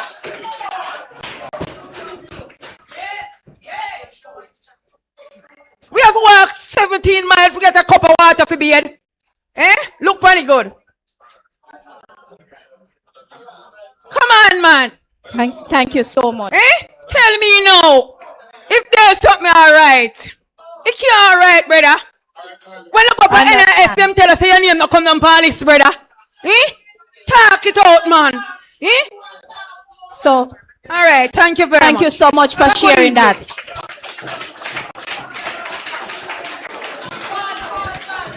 Based on what I'm hearing, she needs a response from the housing, roofs program, and water. What are the possible assistance for those areas? All right, we're going to take one more question and then we go to the responses. Anyway, good afternoon. Me is from Vineyard, about 5 miles out of Black River. And my concern is agriculture me depend at this time. Them say if you register with RADA, you register. You can't get your animal them tag. You can't get your animal sell. So that is my main concern. Water also. We are suffer. We don't know road. Vineyard no exist. Eh? Trust me, man. Me I tell you, me fed up. But I just show me no easy to give up. But me fed up. You understand? Cause boy Floyd green a waste of time. You call his name. Waste of time. You understand? Don't mention Andrew. Me no want to hear them. Me no want to see them. Me fed up. Me no know what next. Anything you try a problem. If you come run like a taxi, problem. If you carry out your product, problem. Me want me cow fi sell and me can't get me cow sell. Some tag, some no tag. Me want to know what's going on. That is my few words. God bless you all. Thank you so much. I just want to reaffirm that we have to remain respectful despite the circumstances, and we're going to have the response. Can take a few more. We're gonna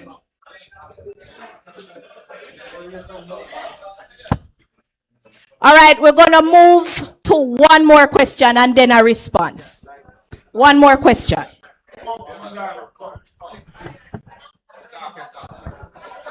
Good evening, everyone. Big up on yourself. Come ready to know see the TikTok boss this. Big up yourself, Mr. Mark Wellington. I'm right here with you.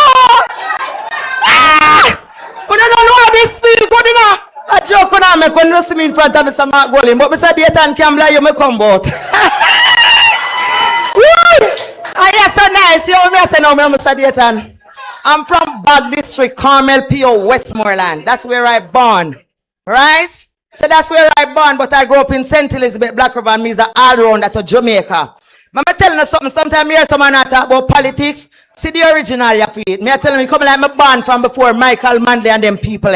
So Mr. Dayton Campbell, what I have to say to you, I'm from Bag District, which where PJ Pattis used to have him van. Broke down, we roast yam pan fireside, send a White House go buy gas and come back right a Bag corner. You know where Forward Square is, Mr. Dayton, where they have a football ground over there. I am moving back to Westmoreland. Come live on me yard, there come on me yard. And I want them near you. I don't want you there far from me. Come show you the ropes in a Westmoreland. Come, I can show you everything in a Jamaica. See me, you know. Anyone who want it, Mark Wellington, I can lead on today because I know we are mashed up. I know we are breakdown. I know where the labor right them nyam down, kick down, broke down, pop down, how they mash up Jamaica. So what I want to tell you now, we have never been through light, good street light in Bag District, Pinnacle, New Works, Petersfield, Darliston, Newmarket, we don't have no good proper like this. So we want internet, come we want keep up the PNP party upcoming. My goal now when I alone left in a party, me dead with you. Everybody can go on, me dead with you. And Mr. Comrade. Thank you. Hold on. Mr. Margolin, and me and the girl will live under the Chapalin and Newtown right there, so. And no, me still under the Chapalin. Me just make me video come out of the Chapalin, so now run come out of Black River High School. Margolin is here. So here what I want to say to you now, Mr. Dayton. Water easy for Westmoreland, very easy. We have the spring there. We have a well there. The well is in Forward Square, right where you see the football ground. One well up on the side where you see the container them over there. So one big well over there. So for run water in our community. Here we again. You see down a Beast and Spring, we have the spring. So left all that can serve left all Petersfield and them places go down. You know, see if you don't know Jamaica, just come to me. Let I tell you something. This is like a testimony. I used to be a stripper. Me not afraid for telling the whole world know me. So true that me know the whole of Jamaica. Me I travel from a long time ago all about. Me know every cribis and corner. I know where lockdown. I know where poverty take over. I know where stress take over. Listen me, if you don't have dancehall and music in a Jamaican activity as football and them someday, Jamaica can't come back to no matter what another we need sports and entertainment in this. Thank you very much. That is what run it, and that is what make market vendor sell. When you have your farmer, your food that sell on the ground, you come at the place or the dancehall place, come sell it. It will sell it. The people when you keep the event, I go buy it to come sell the peanuts. So people would have done with farming like this. And Joe Wellness could have come lock down farming in Jamaica if entertainment did run, but him not like so we eat food. I'm alone for eat food. Can come up here, so come talk already. Say. Up here, so Black River belongs to him, and him come here so Indian food. Well, you know, name no food down here, so me a stand up with Dayton, Campbell, and Mark Wellington in a Jamaica until that no spot. Thank you, TikTok boss. Thank you. We're gonna ask. Thank you so much. Thank you. I'm gonna ask. Since two major issues came up from those questions. The first person who came up spoke on the roofs program. So I'm going to ask Senator Floyd Morris to come up to the podium. I'm going to ask him to come up and speak. All right, he can speak. Microphone, okay. Yes. Thank you very much, Madam Chairperson. I want to acknowledge the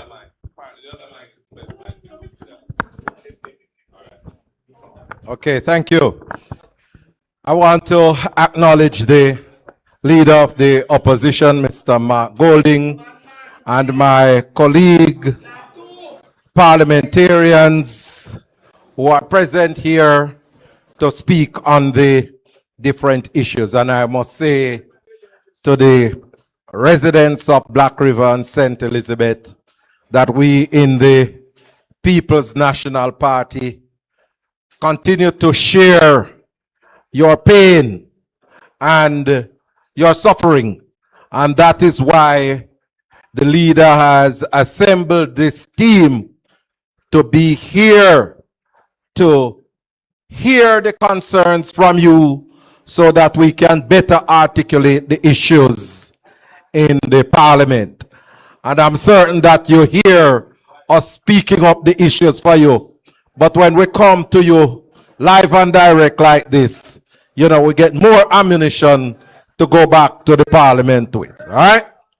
So the issues about the roof program has been raised. And I tell you, residents, I am very annoyed by what has been taking place with the roofs program, because the government indicated that it was allocating $10 billion to assist residents across the country. When they did the assessment, some 113,000 individuals were assessed. And they were at different level. I think they said 40% partially damaged, another 42% severely damaged, and then you have another 18 or so percent that saw their houses totally destroyed. And they have different categories of assistance, starting from 75,000 for minor damage.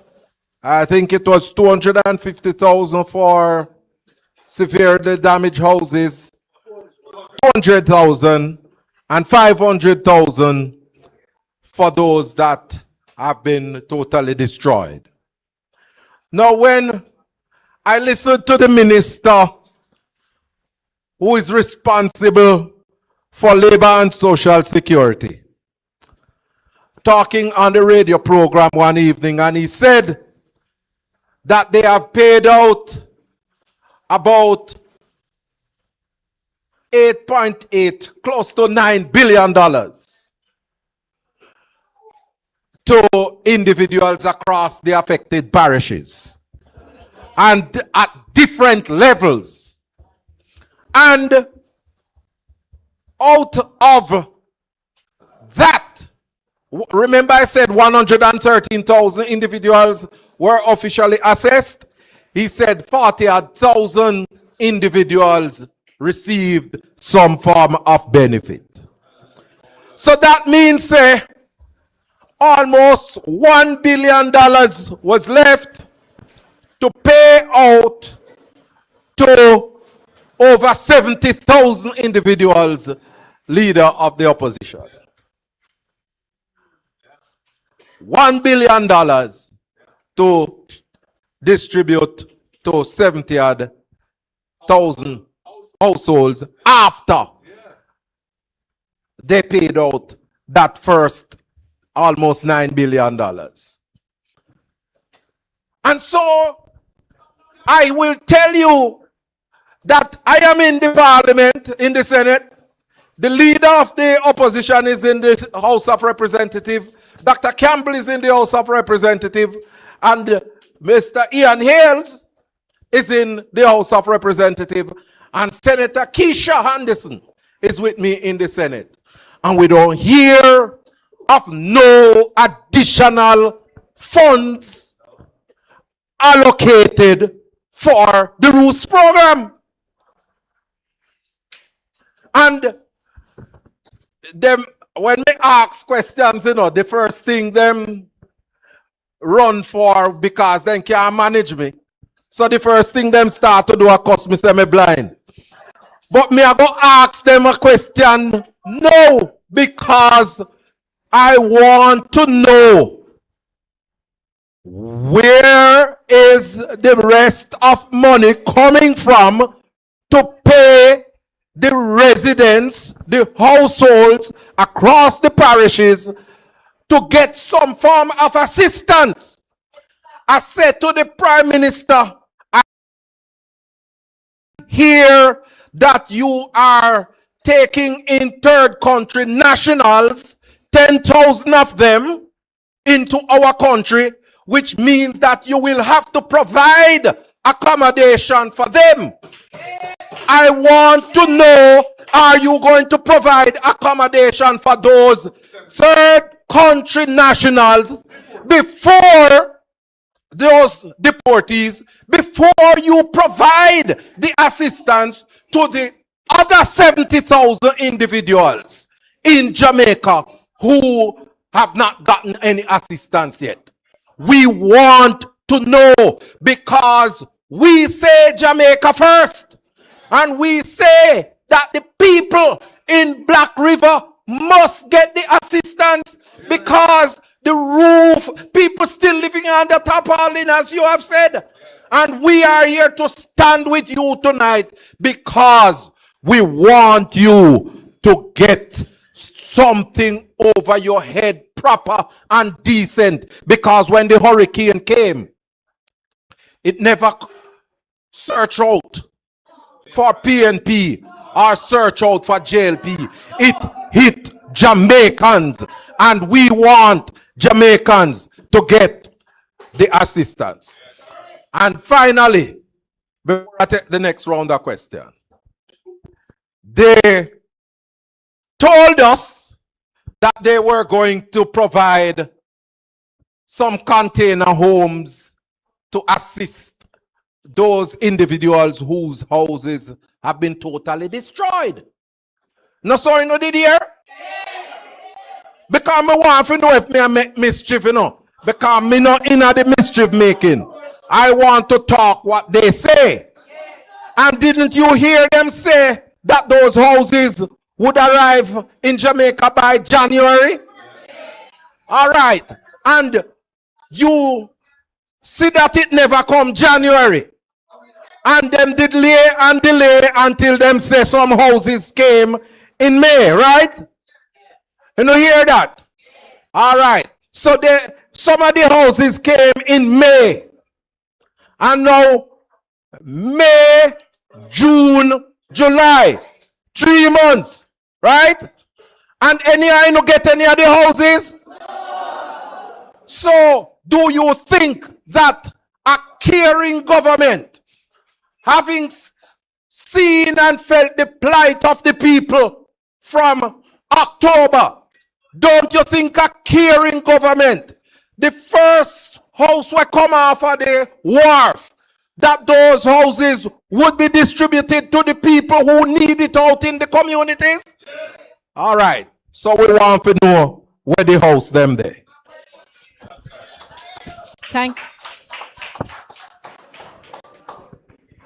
Thank you so much, Senator Floyd Morris. I think that was one of the major issues affecting most of the residents in this room and the surrounding communities. Many of them are still living under tarps. Many of them are still living in homes without roofs, and they are not aware of any form of assistance in getting them resheltered. So that is coming out from the questions. The next question would be on water. So can we have... Yes, you can do your presentation, then you can respond. Please give a round of applause for Ian Hayles MP. Leader of the opposition, colleagues, citizens of St. Elizabeth, good evening. Good evening. All right, so before I go any further, I just want to say one thing. I remembered after Hurricane Beryl, Mark Golden was one of the first persons to come down here. That's number one. Number two, when Hurricane Melissa came, Mark Golden was one of the first person to come down here also. And you have some in Kingston, you know, and the media might go after me for this. But you have some in Kingston that might say the PNP is distracted. But that distraction, if there's such a word, Mark Golden is here today with you, the people of St. Elizabeth. And there's no doubt in my mind that if Mark Golden was the Prime Minister of Jamaica today, we'd be having a different conversation here today. But I can tell you this. You're here today because they're going to build this new shining city in St. Elizabeth, in Black River. And for most of you, it don't look like it's going to shine for you. That's what's happening. Now, I want to say this to you. To every time there's a crisis in this country, the People's National Party has always been there for the people of Jamaica. And secondly, I just want to say this to even the critics in the media. I have never seen a leader of the opposition work as Mark Golden work for the people of Jamaica. Inside the parliament and outside the parliament, Mark Golden has championed the cause of the poor people of this country. And that's why it's here with you, the people of St. Elizabeth today. Look, my portfolio position is water, you know. And Black River has one of the largest bodies of water across the entire world. But yet you can't get the water. I see where the minister, if you look at the budget book and all of them fancy things, are going to be brief today, you know. It is $80 million that is down for water, to truck water. And you would have thought more or less if Black River, if St. Elizabeth and Westmoreland, where everybody knows this is where it made landfall, there would be a special allocation to ensure that they give you water. Even if they have to truck it to you, that is not being done as we speak. So before I go any further, I want to call on the Minister of Water, ensure that the councillors in the corporation get the necessary funding to truck water for the people of St. Elizabeth. That's one.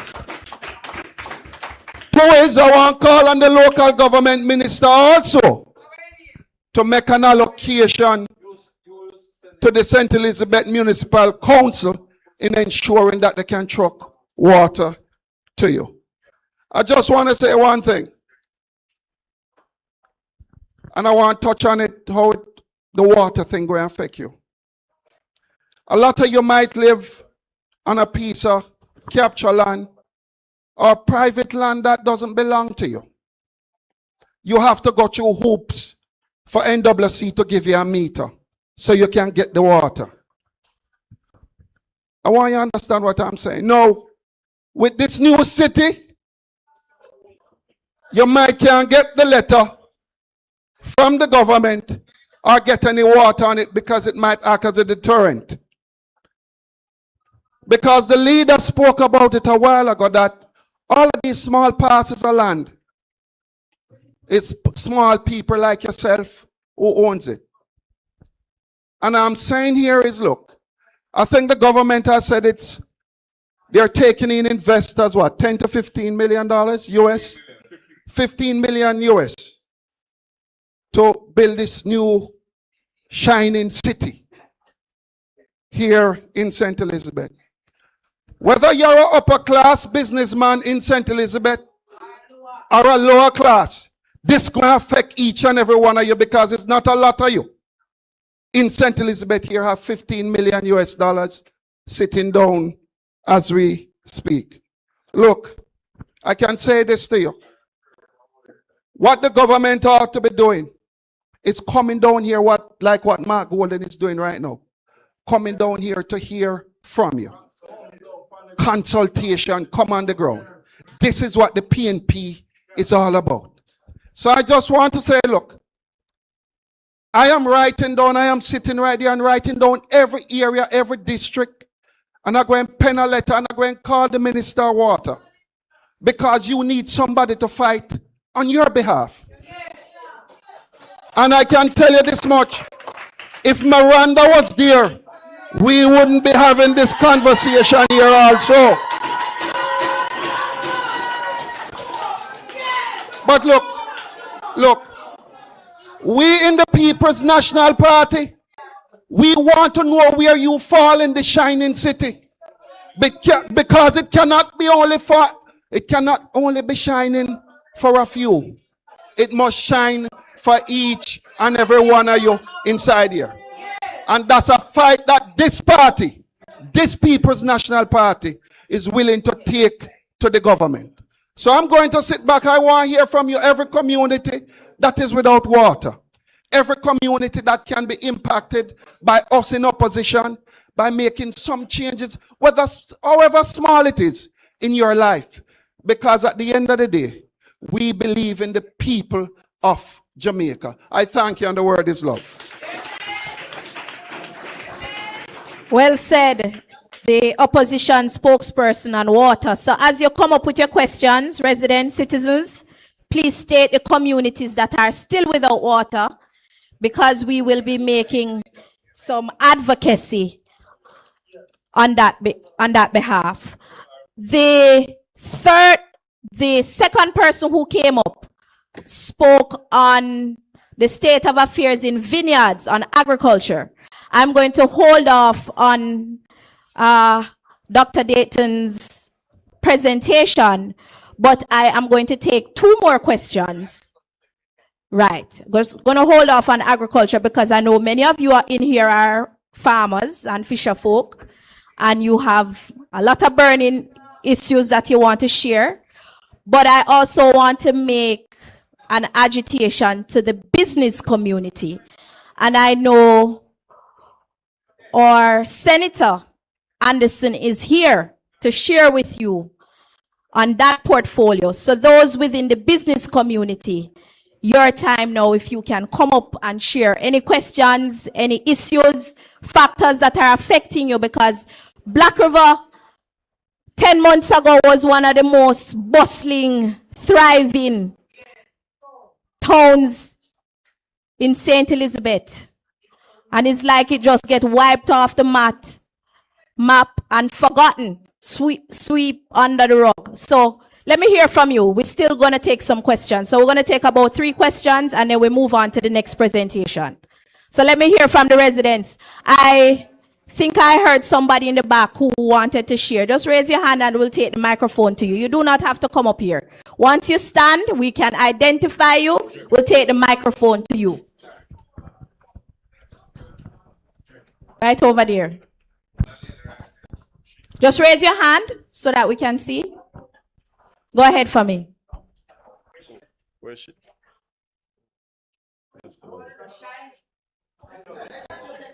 If you want, you can still speak on agriculture. If you want. Anything. I am Marsha Watson from Wellington. I am in a mixed feeling. If you cut me, when me cry tears, when me not hear say me party up there. I cry so till. And me have my mother who have cataract on her eyes. She is on Mandeville Clinic. I know her eyes cannot be dealt with because we poor. Maybe if me be rich, he wouldn't look after already. And behind that, me have to wash for her, and I cannot get no water in Wellington. It is very stressful. Me have to go people yard and sometimes they make up their face to give me liquor water. So, me tired and me sick and stressed out. Me I tell you, say me stress.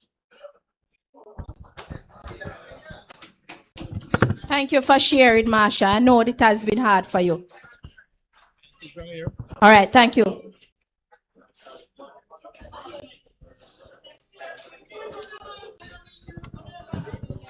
Doctor, moderator, opposition leader and team, residents, good evening. Firstly, opposition leader and team, I'm a little bit disappointed in the response in terms of St. Elizabeth and the Western area, in terms of your advocacy on the ground with the Melissa persons, because you're aware that hurricane struck this Western area. Kingston, St. Catherine, Portland, those areas weren't affected. So I thought there should have been a little more focus on the ground in terms of what was happening to the persons.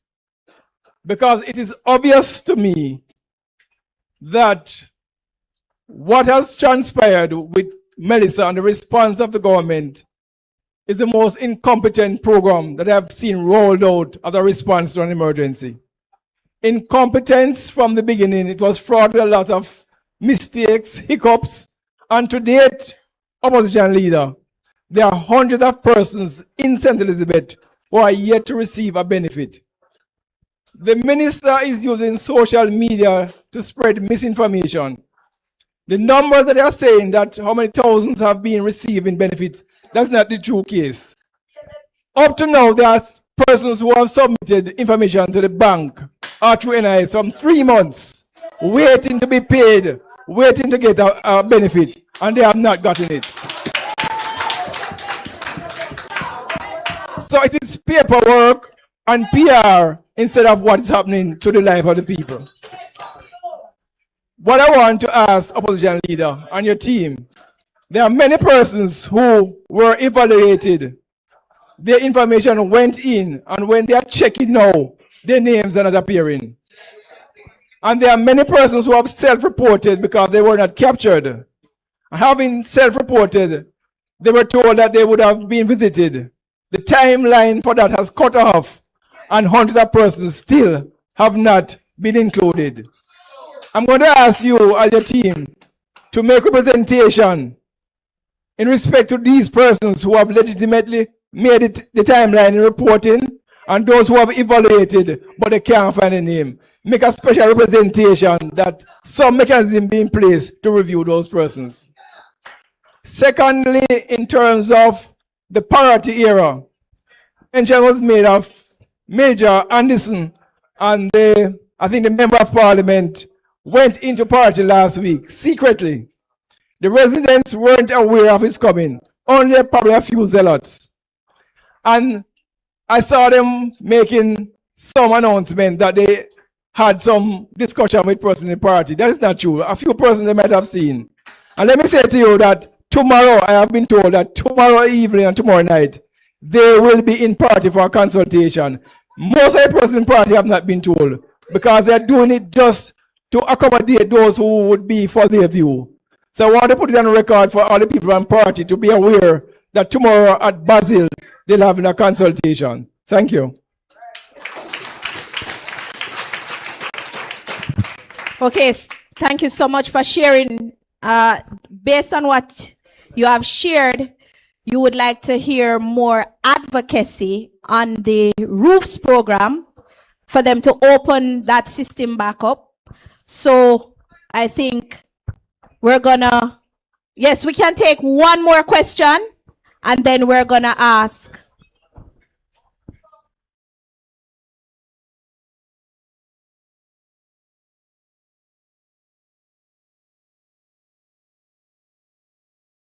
House is confirming that they are at the right location, and then mischievously they are removed from that location to another location, suggesting that the person has another house.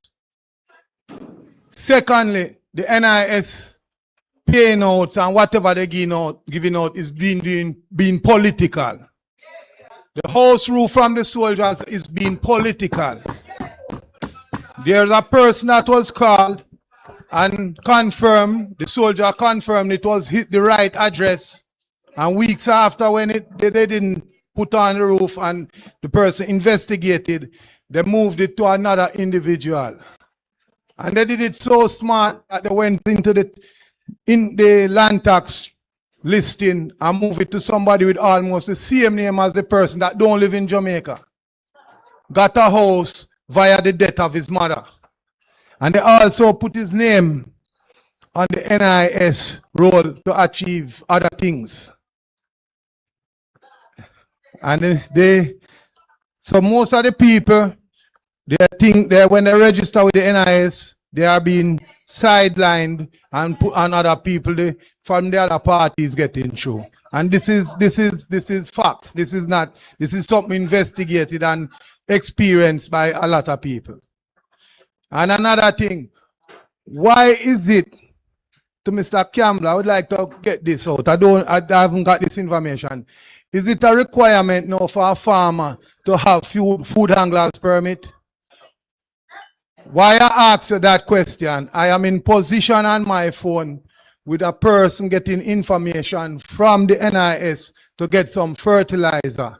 The person occupies a piece of land that I'm responsible for. And the information, one of the information, the person has to get a food handler's permit just to get the fertilizer, along with other information. So so the farmer that is planting has to get a food angler's permit just to receive the fertilizer. So all these things is being put in the people's way, and it is moving. When they find out that you're a PNP, they move the thing from you completely.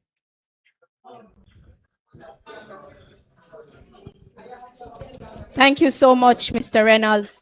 So based on what I'm hearing, you're saying is that some of the residents are experiencing political victimization. Okay. Okay.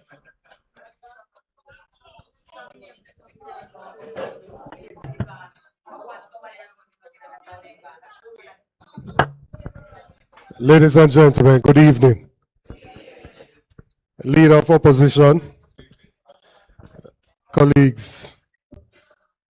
Hello, hi. Good. So I wanted to make a few points. If I could have your attention, please. I am in a similar mood to you, my lady. I am a little bit broken in spirit, listening to the concerns of the people. And the greatest issue I have with the government is that I believe that they're uncaring in the approach that they're pursuing.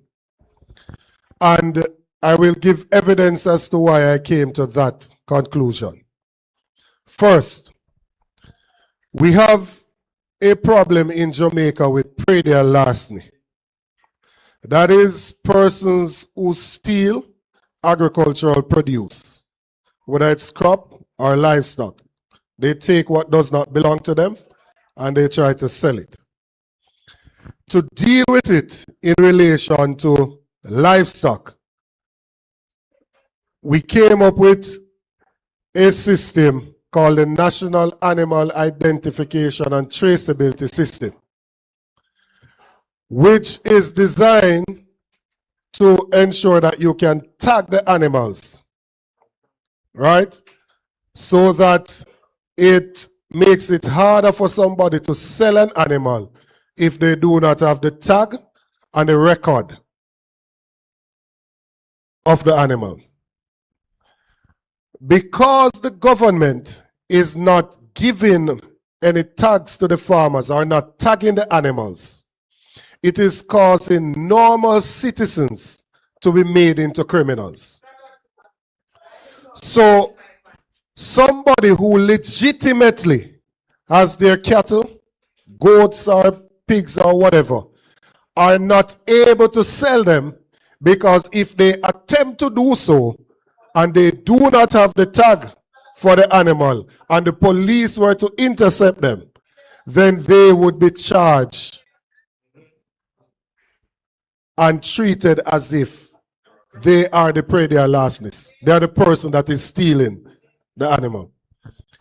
In 2023, the government reviewed the penalties. The penalties, it was $250,000 or 3 months in prison. And this same new administration of the same party moved it to $3 million or 3 years in prison.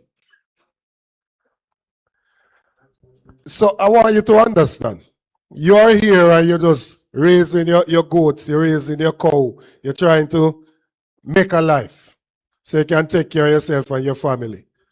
The government says they are trying to help you. We agree, put a tag in place. You know, put a system in place to tag the animals so we can trace them. And they moved the penalty from $250,000 or 3 months in prison to $3 million or 3 years in prison. And they don't provide any tags to the farmers who have their animals out there. It is wicked and uncaring. When I did some checks now and I said, let me look and see how much is it for a tag. The first animal is supposed to be tagged free of charge, and then $300 for every animal after that. The government after the hurricane, went out and raised some money from people who said, all right, our brothers and sisters were affected. We are donating some money so you can go help them. People from Yard and people from abroad donated some money. $1.44 billion. Not million, you know. $1 billion. $1.44 billion. And up to February, the government spent less than 2% of it. 2% means that if it was 100 something that you have, them spend less than 2 out of it. So 98 still left. If they were to spend the 0.44 on some tax, they would be able to tag 1.46 million animals.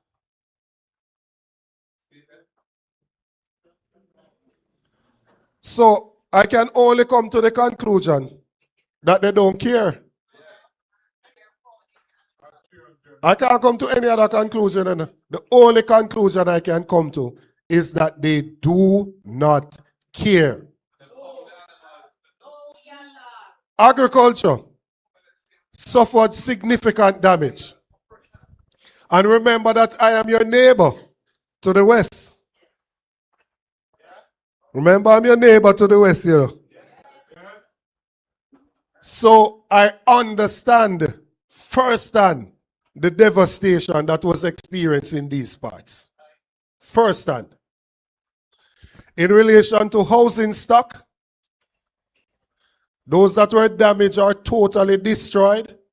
In relation to your businesses, your little shop that you would have or any other business that you would have got the same damage that the house would have gotten because they were constructed the same way. I understand the damage that you would have suffered in relation to electricity, the damage to the schools, the damage to your farms. And so I can stand here and state clearly that we support every single effort to rebuild for the people of Jamaica. Every single effort to rebuild for the people of Jamaica. And whatever we can do from where we stand to accelerate, fast track that process, make it happen quicker, we will do so because we want the people to be restored to the condition they were in and be improved to even better conditions. We're not against that. I am anxious to see people returning to their regular life and their livelihood being restored. Agriculture is one of the main things that we can do to empower people. And I don't have to preach this to you because St. Elizabeth is the breadbasket parish of Jamaica. 1 out of every 4 things that is produced in agriculture is produced in St. Elizabeth. 14 parishes we have, but 1 out of every 4 things that produce in agriculture, 24% of what we produce in agriculture comes from St. Elizabeth. Agriculture employs almost 300,000 people. You have the Minister of Agriculture as your member of parliament.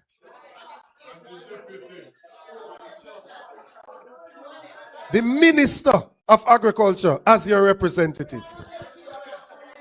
And next door is the Deputy Minister of Agriculture in the parish of St. Elizabeth. Both the minister and the deputy are from the parish of St. Elizabeth. When Beryl passed, the minister said that agriculture suffered $36.2 billion in damage directly. And if you look at a sector-wide thing, it is $60 billion.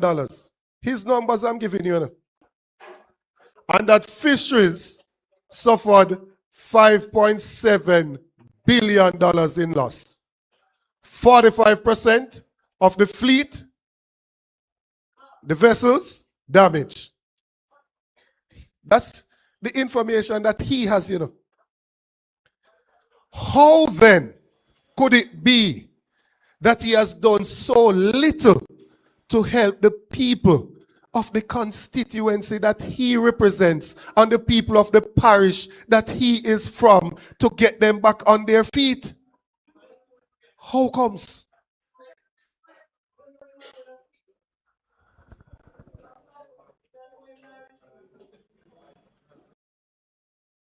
When you go out to do what you're doing, I know that most people here are hardworking citizens who want an opportunity, and you will make it if you get the opportunity. Had we been in government, we would have put a disaster fund in place so that we can respond to these things and respond in a timely manner. And I made this point during the sectoral debate.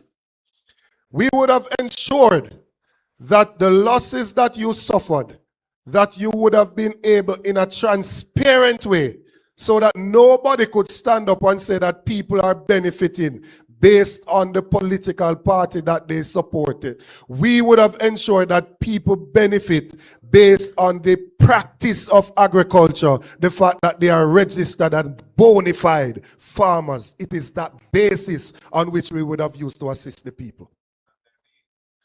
And if we assist you, and you can go back out there, and you can grow your crops and raise your animals, then you could help to restore your own dwelling. You would have been in a position where you're earning your own money so you can help to put back things in order so that your house can be dealt with, your children's education can continue, and your life can go on. So, the critical point that we are making, it is not enough for the Minister of Agriculture to give out a few sachets of seeds and a few bags of fertilizer to the selected few, and the rest of the people suffer. And give out the exact same seeds and fertilizer to everybody so you get a glut in that particular item. And then shortly thereafter, there is scarcity in the same item because there is little planning that takes place in how we are going to respond to these things. I saw where a farmer in this constituency, I think Flagaman, planting onions, was complaining of the inability a few months ago to sell the onions, that they couldn't get anything for it. Fast forward to last week, I am reading an article in the Observer, and it said the market bag, onions now $500 a pound. Few months ago, you know, berating the fact that there is a glut, can't move the onions. And a few months on, it's now $500 a pound. And when he was complaining, he wanted $250 a pound. It is now twice that. There is no planning. There is no drying of no storage of the agricultural produce so that we can plan appropriately. We know how much of these items we use on an annual basis. The Ministry of Agriculture knows how much Irish potato is used, how much onion is used, how much cabbage is used, how much carrot is used. They have all of that information, you know. But yet still they fail to plan so that we can have a consistent supply throughout the year and that farmers can get adequate compensation for their hard work. Time may be delayed, but time is never denied. Your time will soon come. Thank you so much. Yes. Okay, so we want to thank Dr. Dayton Campbell for speaking on the agricultural response. And we're now going to have Senator Kisha Anderson to speak on the reopening benefit program. Please give her a round of applause as she comes up to give her presentation. Thank you, Dr. Miranda. Good evening, the people of St. Elizabeth. All right. I must tell you, you're an inspiration to me tonight, and I'm going to tell you why. Driving down here, the rain was pouring. Entering Black River, the place looks abandoned. Wouldn't you say so? So when I came through the gates and I saw the hundreds of people here waiting for their voices to be heard, I felt inspired, and my hat and maximum respect goes to each and every one of you.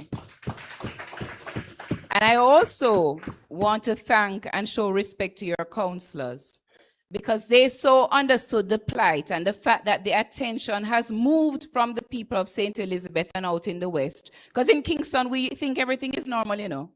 In Kingston, when you drive up there, you almost forget that a hurricane just impacted. If it wasn't for the economy and the fact that not really going on in Jamaica, you would almost forget that there was a hurricane out there, because they would tell you over and over when you turn on the news that life is back to normal. Is your life back to normal? So I really want to thank your counselors for raising the awareness and bringing us here, and the opposition leader for responding immediately. Right. What we must remember, and I want you to remember, the same way you inspire me, you can inspire Jamaica, and you can educate the rest of us, because there's power in your voice. So one thing I heard you say, and in talking to the opposition leader, I said, let me get up and remind you or encourage you or guide you to do, is that a lot of people seem to have been assessed, but nothing has happened, right? You're living under tarpaulin same way. So I suggest that we create a big database. I don't know if the counselors can help you to register your name and the information that you gave, so that we now can advocate on your behalf. Because that's the best thing we can do. Hear what's happening and advocate for you. So you think you can do that? Yeah, man, give your names and advocate. Because what I think the government is missing is the very fact that besides announcements, there are real consequences when nothing is happening. So if you don't have a roof over your head, and maybe your house was where you had your little shop, not true, where you sold from, and if you can't do business, you can't help yourself, and the same big business people are relying on you to buy from them, you can't buy from them either. So we'll have a shining city with nothing happening in the shining city. So we need to really get you back up on your feet. You heard the opposition spokesperson on agriculture speak very simply that if you're able to provide for yourselves, and the government wouldn't have to give out so much handouts, not true? Because you'll be generating enough income to do the things that you need to do. So what I'd like to encourage them tonight to do is to think about what's happening in the gap. So in the absence of things, real programs being put in place to help people, what's happening in the gap? Businesses cannot restart. If a business can't restart, the people can't help themselves. So they continue to hear the agony of people, because there'll be nothing given to them to help them to make a real difference in their lives. So the gap is what we need to deal with. Because a shining city, we want development, and nobody in the opposition will be opposing development. But the development has to make sense, and it has to be orderly. And people need to know that until development occurs, what do they do in the meantime? Not true? What you do in the meantime. So I want to really encourage you to get that list going, so that we can get a sense of what's happening and advocate for you. We can advocate both in the Senate and in the House of Parliament with your members of Parliament to advocate for real change and bring attention. We need to know your stories, so that when we turn on the news, we're not only hearing that everything is good, but we're hearing that the farmers don't have this, the people have no roof, small business cannot restart. The economy cannot do better if small businesses do not do better. I humbly suggest the word is love. Well said. Well said. Okay, we're gonna hear from Mr. Goley. I just wanted to endorse what Senator Anderson has said, and to add to it. So we've heard that there are many people who have not yet received a benefit. We would like to assist you to get that benefit. We need the information. We need the names, the district or address, contact number. So we not only can advocate in Parliament, but we can TRN as well. All of the usual things that would help to move this along. We can actually approach the ministry directly on your behalf. If we have that information and say, here are the names of X hundred people or whatever the number is, they say they've been assessed, they haven't received a benefit. What are you going to do about it? The truth of the matter is that the Roost program was funded out of last fiscal year's budget. That 10 billion was in the last fiscal year's budget as amended in the last supplementary estimates. There was no provision in this year's budget for that program. So 1 billion plus is left, according to the minister. 70,000 families haven't yet received a housing benefit. That obviously can't work because that money can't help 70,000 people. So the government has to come with an additional provision, which has to be approved in some supplementary budget. But we're not hearing anything concrete. And in the meantime, the data that we're hearing in terms of the performance of the economy is not looking good. But the government has to do what is necessary. They have the support of the international community. Jamaica has the support of the international financial community. Things can be done to expedite assistance. They just need to put the plan in place and explain why it's necessary, and they will get the support. But they're not. It's just like we're on cruise control while people's lives are at a standstill, in a mess, and people are losing hope and getting more and more frustrated. So the gentleman who asked what we are going to do, and he made a comment about he'd have liked to have seen us be more active. I accept that criticism, sir. We're here today, we've been here before, and we want to support our local representatives. We want to support Country, we want to support Buchanan, we want to support Fisher, we want to support Pagan, we want to support our caretakers as well. Leighton Smith is he here too? Yes, I haven't seen him, but Champion, all of our, we want to be helpful to them. So if they get the data and provide it to us, we will act on it and put pressure to try and get a result as quickly as possible. All right. Well said, well said. We're going to take 2 more questions right away. And yes, I see. Mr. Bennett, can we get a microphone over to him, please? And he is from Parity, so I hope he speaks.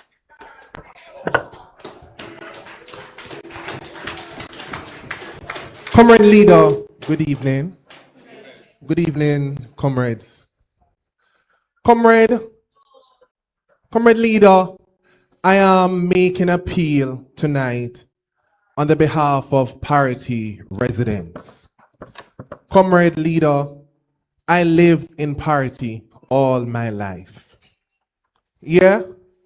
And I am asking you and a team to visit us, to stand with us and advocate for us, because the residents, they are very much concerned about their future. Comrade Leader, for context, we only heard about the relocation proposal through media entities. No consultation was provided.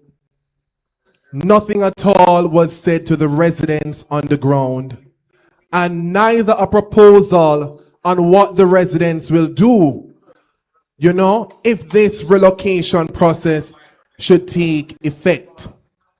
And Comrade Leader, many of the residents of Parity, they depend on fishing the sea. Their livelihoods are at stake.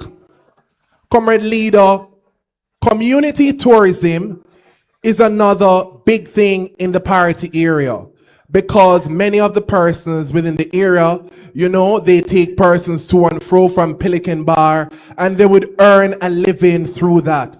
So if you should take away all that from them, what is it that you expect these people to do? So I am appealing to you, Comrade Leader, to visit Parity. have a one-on-one interactions with the citizens because they are depending on you to advocate on their behalf. We don't want a scenario to happen like what we have seen on television, like what have taken place in Bernard Lodge. Person wake up, before the dawn and heard their roofs going down. There is no plan for the government as it relates to the people of Parity. It seems as though they want to come in, to divide and rule. Because based on information on the ground, they are trying to get people to agree to move, so they can have that information now and try to act in that regard. Comrade Leader, we are standing with the people of Parity and we need your help to stand up and to advocate for them. Thank you.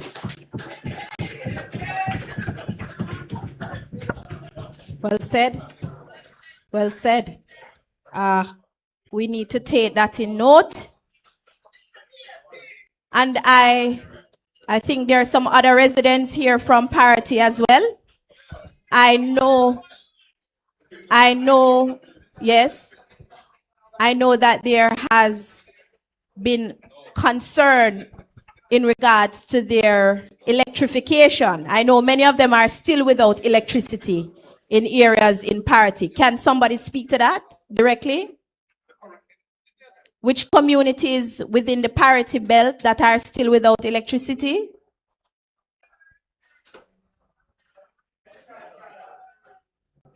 And access to road.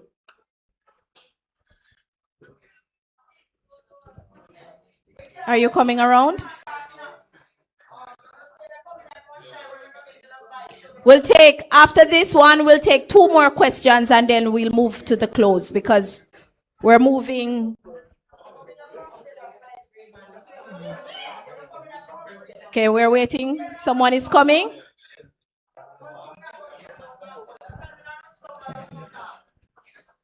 You want to speak? Okay.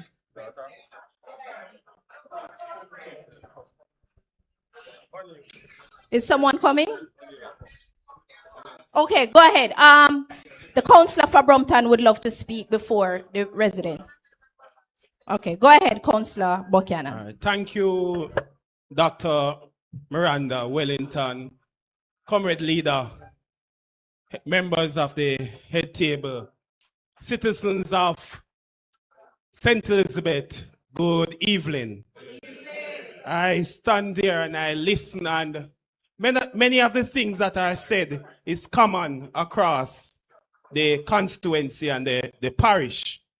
But 2 things are of concern to me, and I hope party leader can help. The replacement of the street lights. I am coming under great pressure because there is a narrative out there that is the councillor supposed to replace the street lights that were damaged. So I'm asking if you can look into that situation for me. Another thing is it's one thing to get the roof grant, but there are sections of my division that are having problem with access in those parts of the area. For example, the hardware, the trucks, they are unable to get up to those areas. So I'm having problems or issues with the road network in my division. For example, Forest Mountain, Hodges Land, the roads are damaged bad. When trucks are going up there with the blocks, they are falling off. So the money is being wasted. Material or the hardware can't get up. So I'm asking the current leader, see what you can do. We can work together and get something done in terms of the road network and the street light, replacing the street lights. Thank you so much. Okay, so 2 major issues came up. Access, road access. There are still communities, not just in Brompton, also there are communities in Pedro Plains, Round Hill Green Town. There is no access to that area currently. There is also 2 communities in Mountainside still without access, road access, because in Treasure Beach, the road is completely destroyed from the police station to the bottom of the hill. And so we're asking for some agitation, some advocacy for better road network. And the electrification, street light, okay. When the hurricanes came, there are many light posts that were down.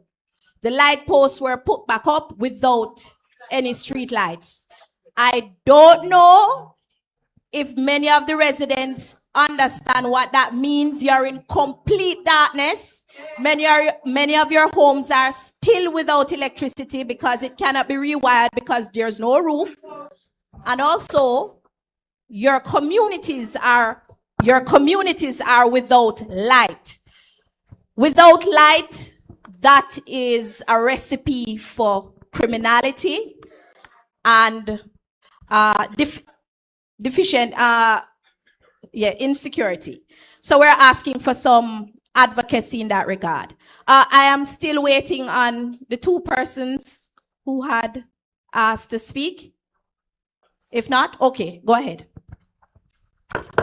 Good afternoon, everyone. Big up my comrade leader. Straight up. Yeah, what I want to suggest is I would like to have a stable put to rather. I am a farmer of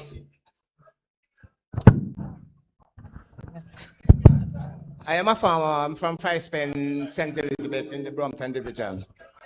And I am having a real difficult problem, which others are having it too. When it comes to chicken, I have a loss of 500 chicken in the Melissa disaster. And I went to RADA and told them my problem. They gave me a number to call a special person. I do so, and not even one time out of about 50 times that I've been calling that person, I'm not getting through. So I would like you to stable it and put it on the table to RADA and find out what is the problem, because there is no farmer from over by my side that have been benefit out of RADA. Five-Spen. I'm from the Brompton Division. Yes. So, Clifton Spencer. Yes. Buchanan in Brompton Division, yeah. So, that is my few words. And one more thing. I am having a little problem with my colleagues from the People's National Party, because there is, I don't know if it's Roma going around saying that there is going to be some runoff with my party leader.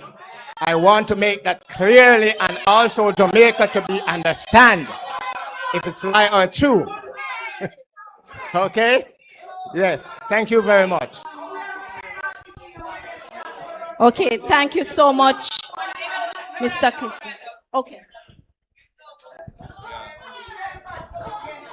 Yeah. So, on the question of your inability to, or the fact that you haven't got through to that number, what I would say, if you can provide your information in terms of name and number and the name of the district to Councillor Buchanan, who can get it to me, I will approach RADA, not just on your behalf, but on the behalf of everybody in your community who is in a similar position. Yeah. In terms of parity, boy, Kevar, it's good to hear. It's good to hear from you, Kevar. You know, I mean, it's good to hear from you. Yeah. I will try to find the time to come back to visit parity specifically. It will not be in the next 2 weeks, because I'm actually traveling, and then there's Independence. But I will try and find time even in August for come to the community and talk to the people. Because I know, based on everything that's swirling around, there's a lot of insecurity. And you make the point, if you're going to relocate people who depend on the sea and the proximity of Pelican and so on to some other place, how are they going to make a living? You know, these are the kind of issues that before any plan is made about relocating communities to build some new city, these things have to be resolved with the people. And I also have to wonder, you know, you're talking about moving people because they were hit by a hurricane. But there are coastal communities right around Jamaica. The hurricane happened to hit this area this time. A future hurricane, lightning don't strike in the same place twice, them say. A future hurricane could hit any part of Jamaica, any coastal community. So, you know, to take a decision now to do it here, what about everywhere else? I'm just wondering what the real plan is. You know, and I'm told that there are politically connected persons who have been buying up land in this area, and it's really an opportunity for profiteering to take place on the land that they have invested in.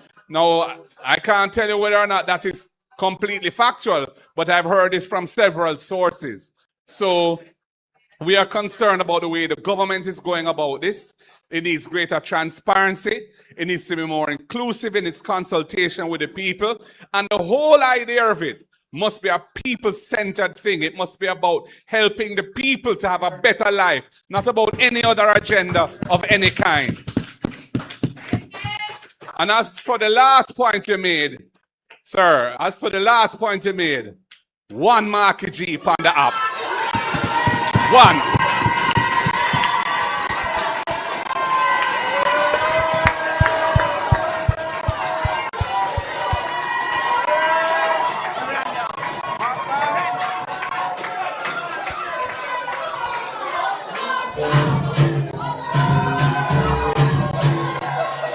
All right.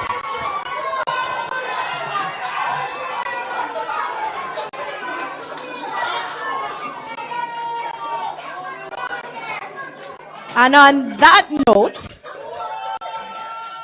and on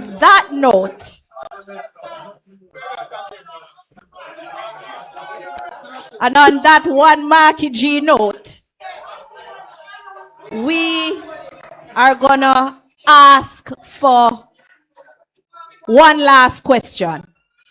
One last question.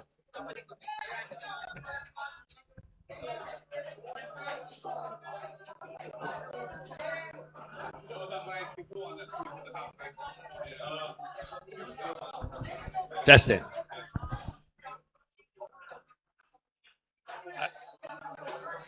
Opposition leader. I'm a pretty shy person.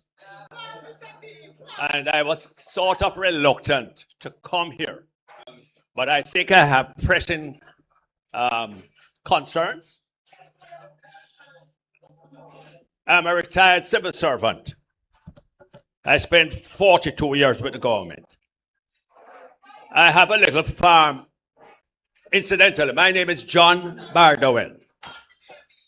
I have a little farm not very far from here, where I had at one stage 125 mother pigs. Not pigs, mothers alone. I spent a lot of funds developing a farm. And I was devastated by Melissa. Some people call it hurricane. I call it tsunami. I don't know where this thing named hurricane came from. It's a tsunami. If you're to go to my farm right now and see the thousands of zinc sheeting, I am distraught. I'm sort of a little demotivated. But a lot of people depend on me in terms of, because we are a slaughtering center. People will bring their animals and we slaughter. We we supply. So my problem is not just roofing, where my place was devastated. It is how can I resurrect to become useful not only to myself but to the community that depends on me. And my wife, who happens to have been the president of the Pig Farmers Association, who is off the island and is returning shortly to prepare for Denby Agriculture Show, the Pig Farmers Association. The problem that I have is how can I get a kickstart, a re-injection of funds so that I can carry on. As I said, that there are people who depend on me, not only in the parish of St. Elizabeth, but as far as Hanover and Westmoreland, because Grace Slaughtering Facility has gotten their hit too. So people are relying on us to provide slaughtering service. Can you imagine people taking their pigs now to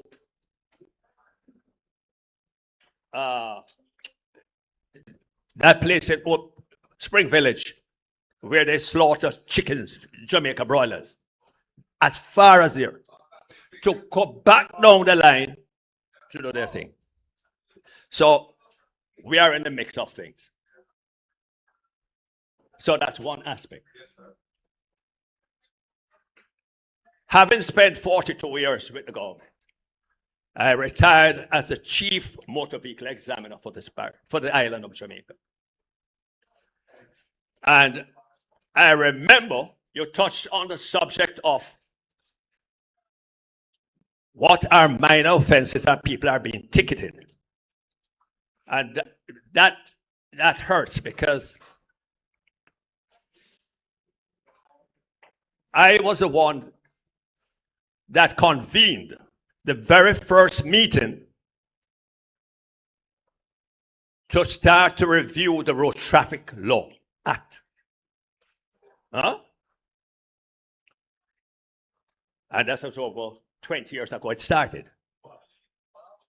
I'm retired now 17 years.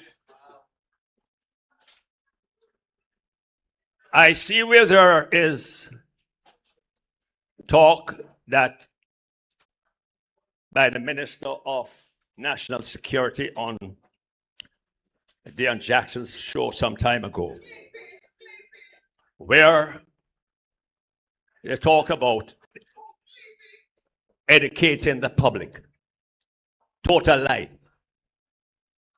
I say that because if in my position, I have never been privy or heard of any consultation, any meeting to apprise people of, not even me know the new road traffic law. So how can the ordinary person know it? I know the inside out of the old road traffic law. And I know that there are aspects of it that are intertwined. And they call it new. The government call it new. I call it a revised edition. Because a lot of the old road traffic law comes over. So it should be a revision of the road traffic. There is an overlap of what the police personnel are carrying out and what the Island Traffic Authority officers ought to do. Example. A lug nut missing, $10,000. You have 6 lug nuts on your car wheel, or 5. And the police is saying you have 1 missing and you are ticketed for 10,000. What an examiner would do, or ought to do, is to issue in law a warning notice for a minor offense. Any little thing like that. It's not detrimental, and it is a prerogative of the certifying officer in the Island Traffic Authority to say, hey, you are missing. I'm going to issue a warning notice, and you bring the vehicle to me within 7 days. And let me see that you really did it. What an injustice!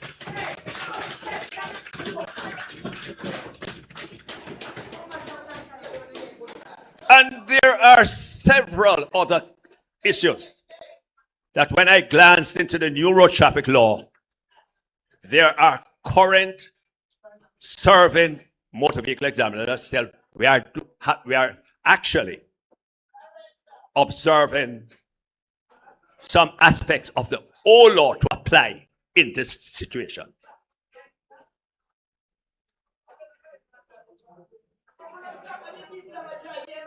So what I'm asking you in your capacity as opposition leader, in the Senate as a senator, any parliamentarian, is to take task, advocate on behalf of the people who are unaware of the law of this country. Basic rights.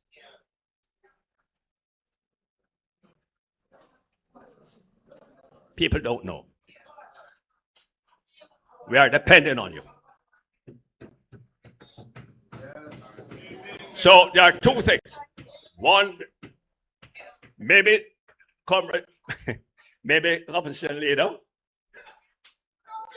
you may have to advocate for a repeal of the so-called new road traffic law. A repeal, to look into it in its entirety, because some of the aspects of it really and truly doesn't really apply to Jamaica at this time.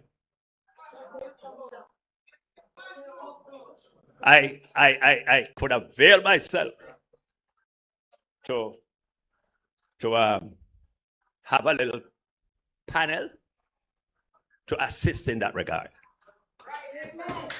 With that, I rest my case. Well said. Thank you, John Bardwell. Thank you very much, Mr. Bardwell. Well, I would say the first chapter of your presentation, dealing with the situation that you have faced as an accomplished farmer, rearer of pigs, indicates the need for a Marshall Plan. It indicates a need for a serious system of ensuring funding flows to get established, reputable business people, small, medium, micro, back on their feet. The economy cannot restart if you didn't have insurance, or if your insurance is being hit by average, and the average clause is really being operated in a way that people didn't fully understand, and it has hurt a lot of people. And that has to be addressed. That's a separate matter already. Many of us don't even know what I'm talking about when I say the average clause. But it is a real issue where they say if you have something that you insure a house, and you insured it based on a value of $10 million, and it get leaked, and when they come and assess it, they say the house wasn't worth 10 million before it was hit. It was worth 20. And the damage you suffered is $5 million. They say, well, 10 over 20 is a half, so you get half of the 5 million. You don't, that's essentially what it does. That's what the average clause does. And many people have found themselves underinsured.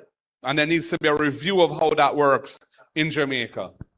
But the bigger point really is, on the first aspect of your presentation, is that it speaks eloquently to the need for a really comprehensive program to get business people of all sizes, especially the small and medium operators, back on their feet. The economy can't recover properly, and this part of Jamaica is going to suffer generational harm if we do not deal with it promptly now.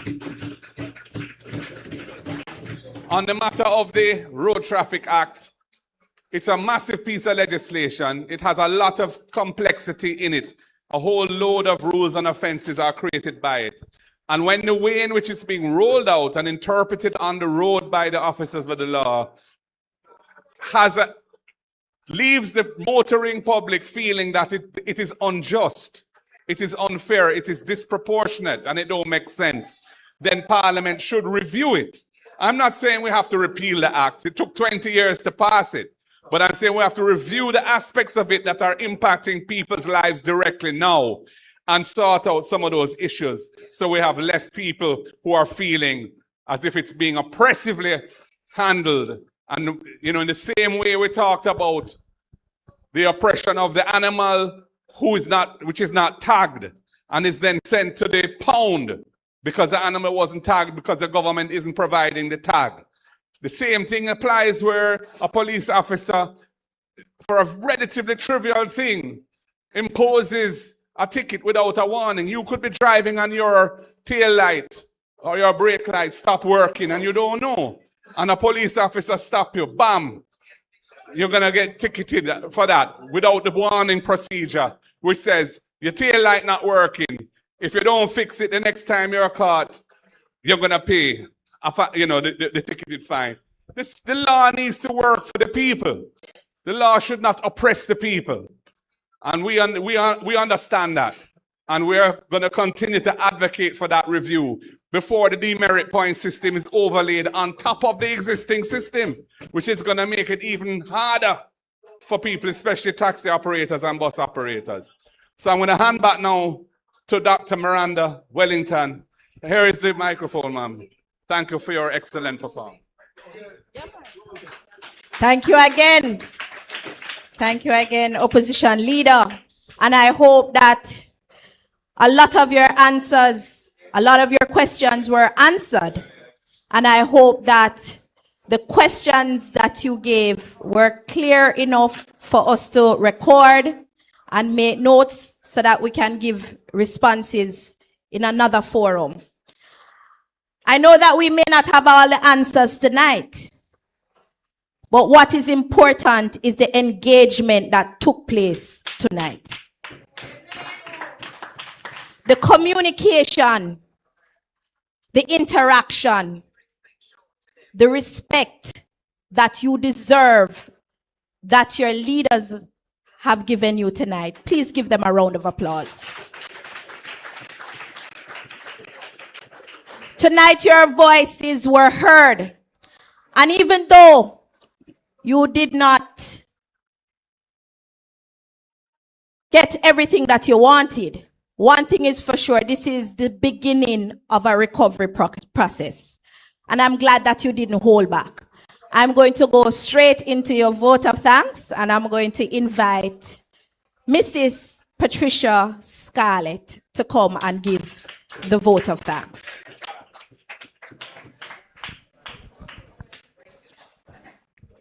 Good evening, everyone.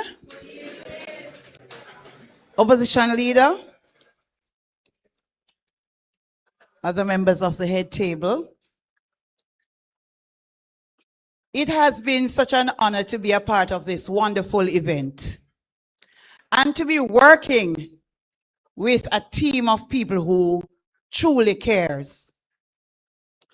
On behalf of the people of the Western region, in particular St. Elizabeth, I would like to extend my heartfelt gratitude to our esteemed guests.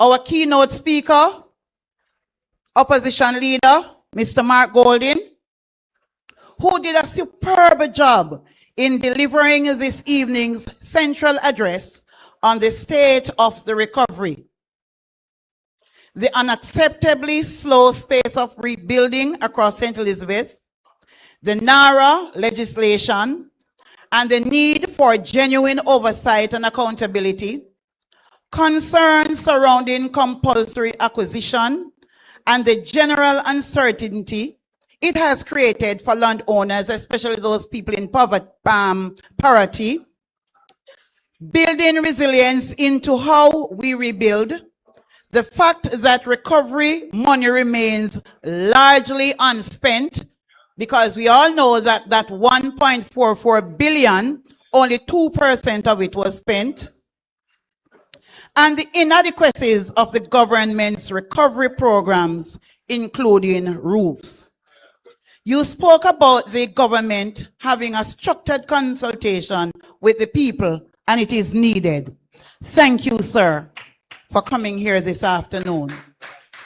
And I am 100% sure you have greater clarity on some of the issues that he addressed this afternoon. Are you in a better position now? You're not in a better position? You did not get clarity? You got clarity? All right, so we can say thank you to Senator Floyd Morris, who gave us a detailed assessment of the housing situation across St. Elizabeth. Families still displaced or living under tarpaulins, the backlog in roof and home repairs, the gap between promised and delivered housing support, and what a serious people-centered housing recovery should look like. Sir, we want to say thank you for coming here this evening to address the people of St. Elizabeth. We know that with the right support and strategic planning, small businesses can unlock untapped economic potential that can significantly boost the economy of St. Elizabeth. Senator Kisha Anderson, you focused on the small business community, our shopkeepers, the vendors, the fisher folk, tourism operators, and tradespeople, the lifeblood of St. Elizabeth.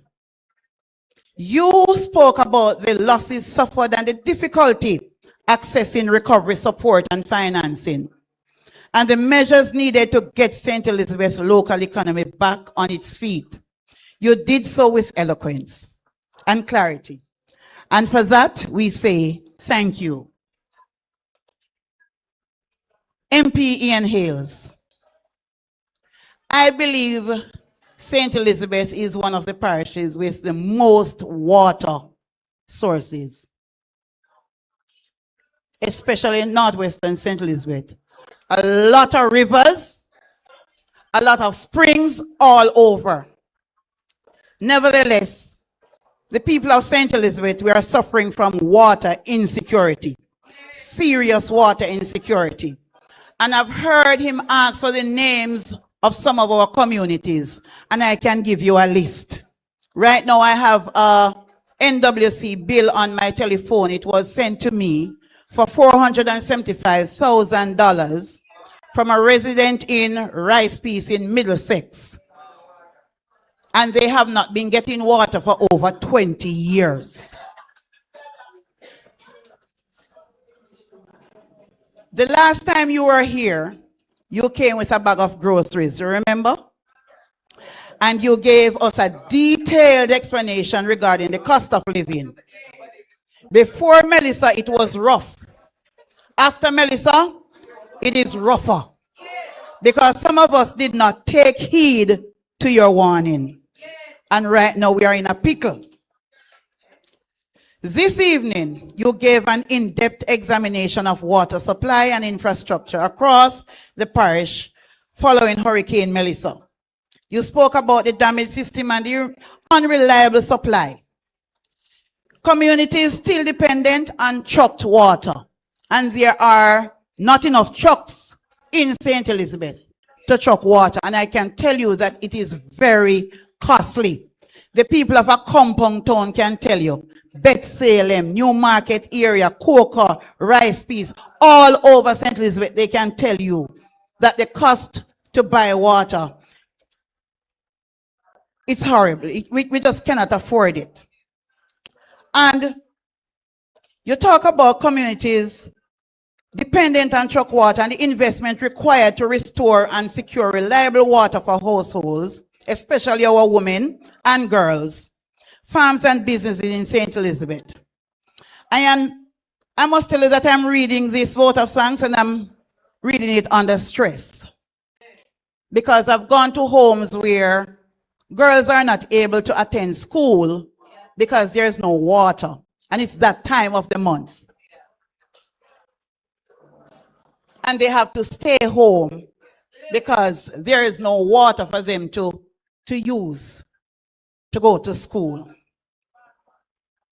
Nevertheless, sir, thank you for coming to shed light on this very important topic, because we know that water is life.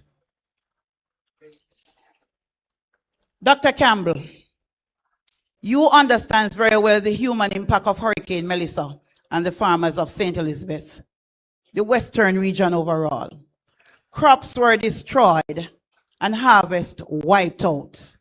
It's the first time I've ever seen a hurricane remove pineapple plants out of the soil.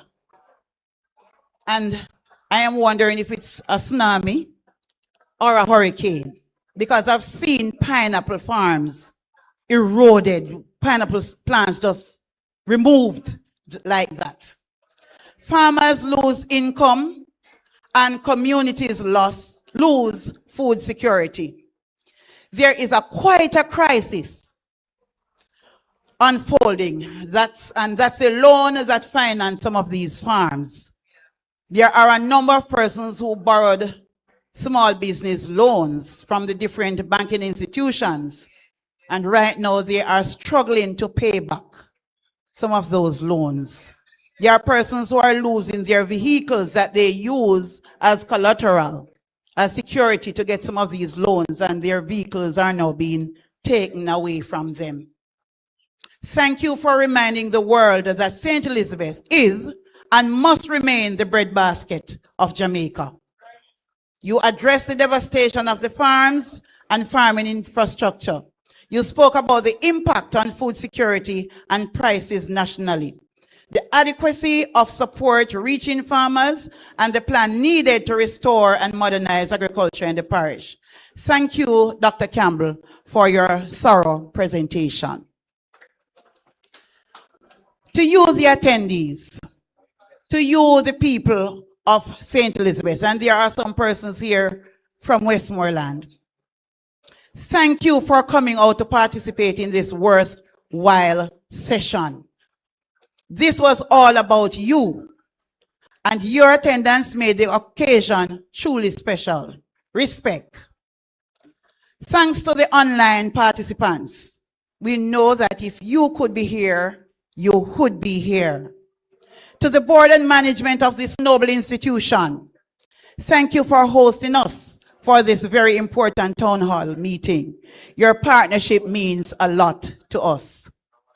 To Mr. Williams, Councillor Dwight Salmon, and Councillor Donovan Pagan, thank you for the part you played in kicking off the meeting on the right footing. To the members of the security force, thank you for always being here to serve and protect us. We appreciate you. To the drivers who transported the attendees here, thank you, and please continue to be safe on the roads and ensure your vehicles are in good order. The small business community on the outside, our vendors, thank you for coming. To Dr. Miranda Wellington, you were built for this. You moderated the meeting with grace, poise, and respect. For that, we say thank you. Thanks to BOJ TV and the other media houses for covering this evening's event. Thank you one and all, and have a good night. The word is love. Thank you. Well said. And on that note, can we all be upstanding?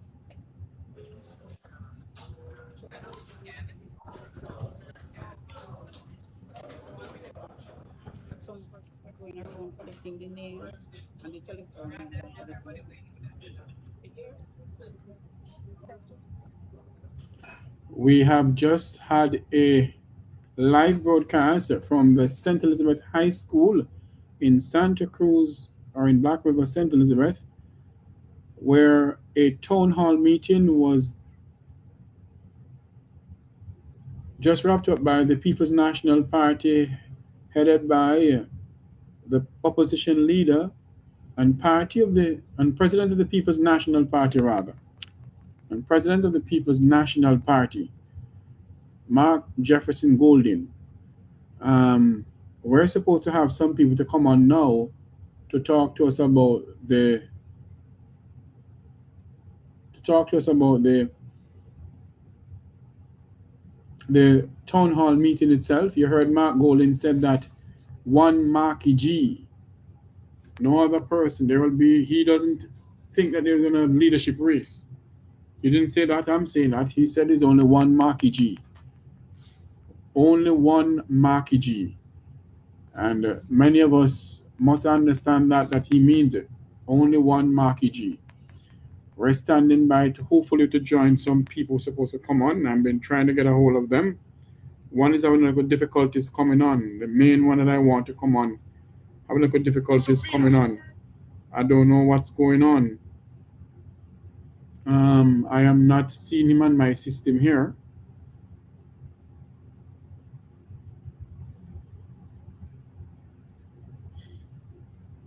Not seeing him in my system here.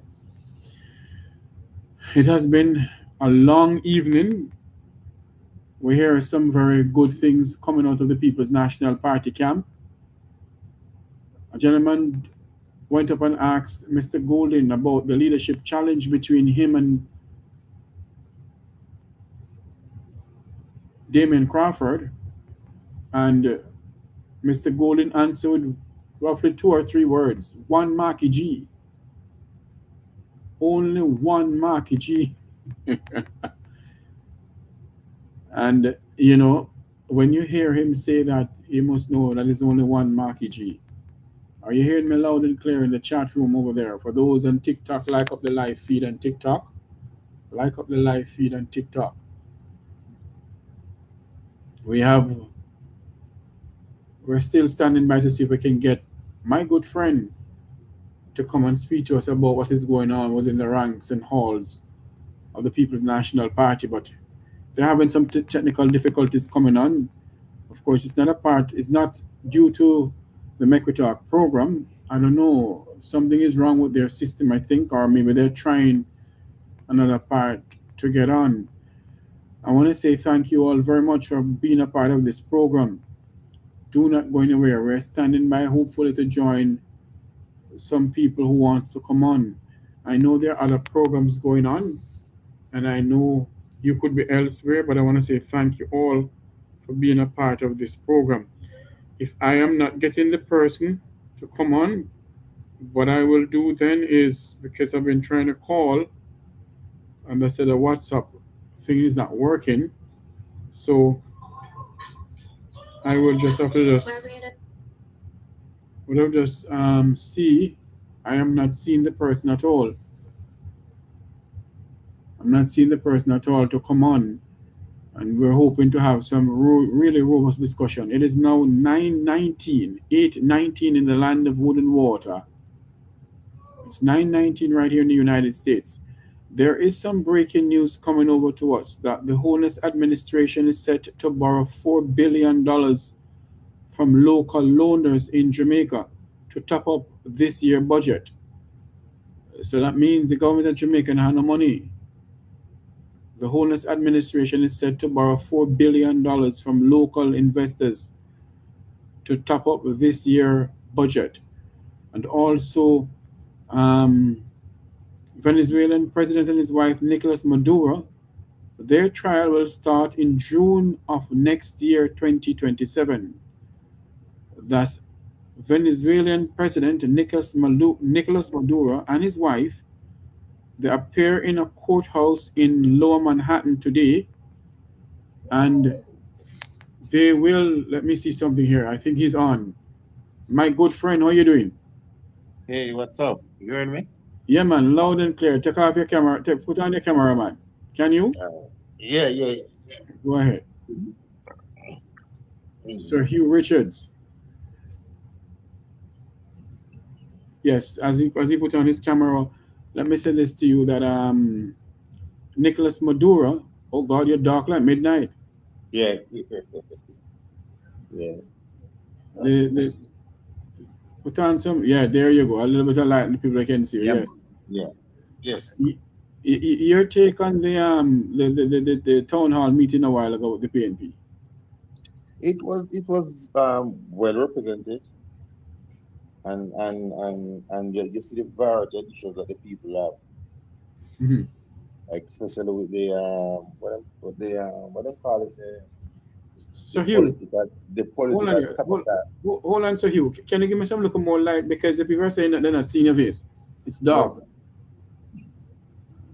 When there's some light, man, where there is no noise. Yes. Yeah. Yeah, man. Especially the political victimization. Mm-hmm. Yeah, read the Melissa recovery. Mm-hmm. Where the Melissa recovery stand. Yeah, so you can see the thing is it is read the distribution, and based on what we are hearing from the government, I think it's totally different from what the people are saying. Those are, I remember that St. Elizabeth was one of the places where the things touched down, you know. Indeed, yes. It touched there and touched Westmoreland hard. Hard, yes. And people are saying that based on what they are, the political victimization. Mm-hmm, And the people in parity, the first one parity. Yes. Who said that they are going to have some walk through and nobody in the community. Yes. And nobody know about it. So it's a lot of things. What is your take? What is your take on a question was asked in the audience by a member of the audience about the leadership race, and the answer that Mark Golding gave to them? What's your take on that? Did you hear it? No, I never hear. No, I'm going to hear because I went outside to come back and I when him say one market G. Oh, when him say based on the question that asked one market G. Yes, the person asked him a question about leadership race, and he said to the person, "He's only one market G." Yes. So that only tell us that he's not going anywhere. He's here to stay, and whatever happens. Because remember, the PNP is a Democratic Party. Mm-hmm. So yes, so these are democratic institutions, and we have a constitution. Yeah, that said that every 2 years, move from every year, anybody, any member of the party can vie for any position. However, I think for me, as a comrade, I believe that anybody who wants to challenge the leader would have to tell us why at this time, and what they are offering different from what Mark Golding is offering. But I don't have a problem. I don't have a problem with you. I think we are mature enough. People need to stop talking about party disunity and blah, blah, blah. I think if you have a challenge and you handle it good, nobody going and disparage anybody and cuss anybody. And you understand, just do it just based because the Lisa and Mark Golding runoff was not bad enough. I mean, you have a few people in them feelings, but that was coming over from the porch of Peter Bunting. I think we are more mature now. Yes. While I am not into any challenge. Yes. But I say if it comes, we have to just handle it. Because we can't deprive a person from their ambition if they choose to. You understand? So yeah, so we'd have to deal like that. And as I said, I heard Nationwide, they were the one who started it, yeah. And I heard go ahead. I heard Cliff Hughes the other day, like he being that you had started the thing. And you had started and talking about who is on which team and who is on this team. Then to hear him now come and say that, I advise my listeners, it will be if there's going to be a challenge, it will be next year. But when Cliff Hughes started, he started it like it's going to be this September. You know? And I think Cliff Hughes, to be honest, my opinion, Cliff Hughes is working on behalf of the government. I think they use these things to distract from what the real issue of the day. Because all right, as for Cliff Hughes, I think Darrell Vaz, Minister Vaz, has said something the PMP signing the MOU, why they told up. I think as a journalist, I think Cliff Hughes should go back and really have, when you have Daryl Vaz on the program, ask Daryl Vaz that if based on the contract that the PNP had signed, if that was a problem that caused the toll to go, right? It's not the original thing in a base. And can remember now, it's part of the deal that it had to do with the inflation, one, rate of inflation and the rate of the US dollar. Those are two of the very important criteria. So 2016, when they took over, 2017, 2018 to now, I believe the toll price rose more than 5 times. But listen to me. Why is it that the two political parties then, when one is in government and the other is in government, why didn't they just borrow the money themselves, get the Chinese to build the road, but still pay the Chinese back the money, but the money come to them. They pay a loan every month. Don't you think that would be better off for us? I think that would be better off. Because at least because remember, if they are set to collect $100, yes, and they only collect $50, the government would have to pay the other $15. Exactly. And bear in mind, while that this is a problem, the highway, while the concept of the highway and everything was started under the PNP, the leg that is in question, most of the really financing was negotiated by the Jamaica Labour Party, Mike Henry. So I'm not wondering why all of a sudden everything have to turn on the PNP. Just wondering. And I even hear the ticketing thing with the road trafficker. They are blaming those agreements. Said that bill was started 2014. However, even though it was passed 2018, it's still the PNP cause what is happening now. To be honest. So Jeffrey, look at this, Jeffrey.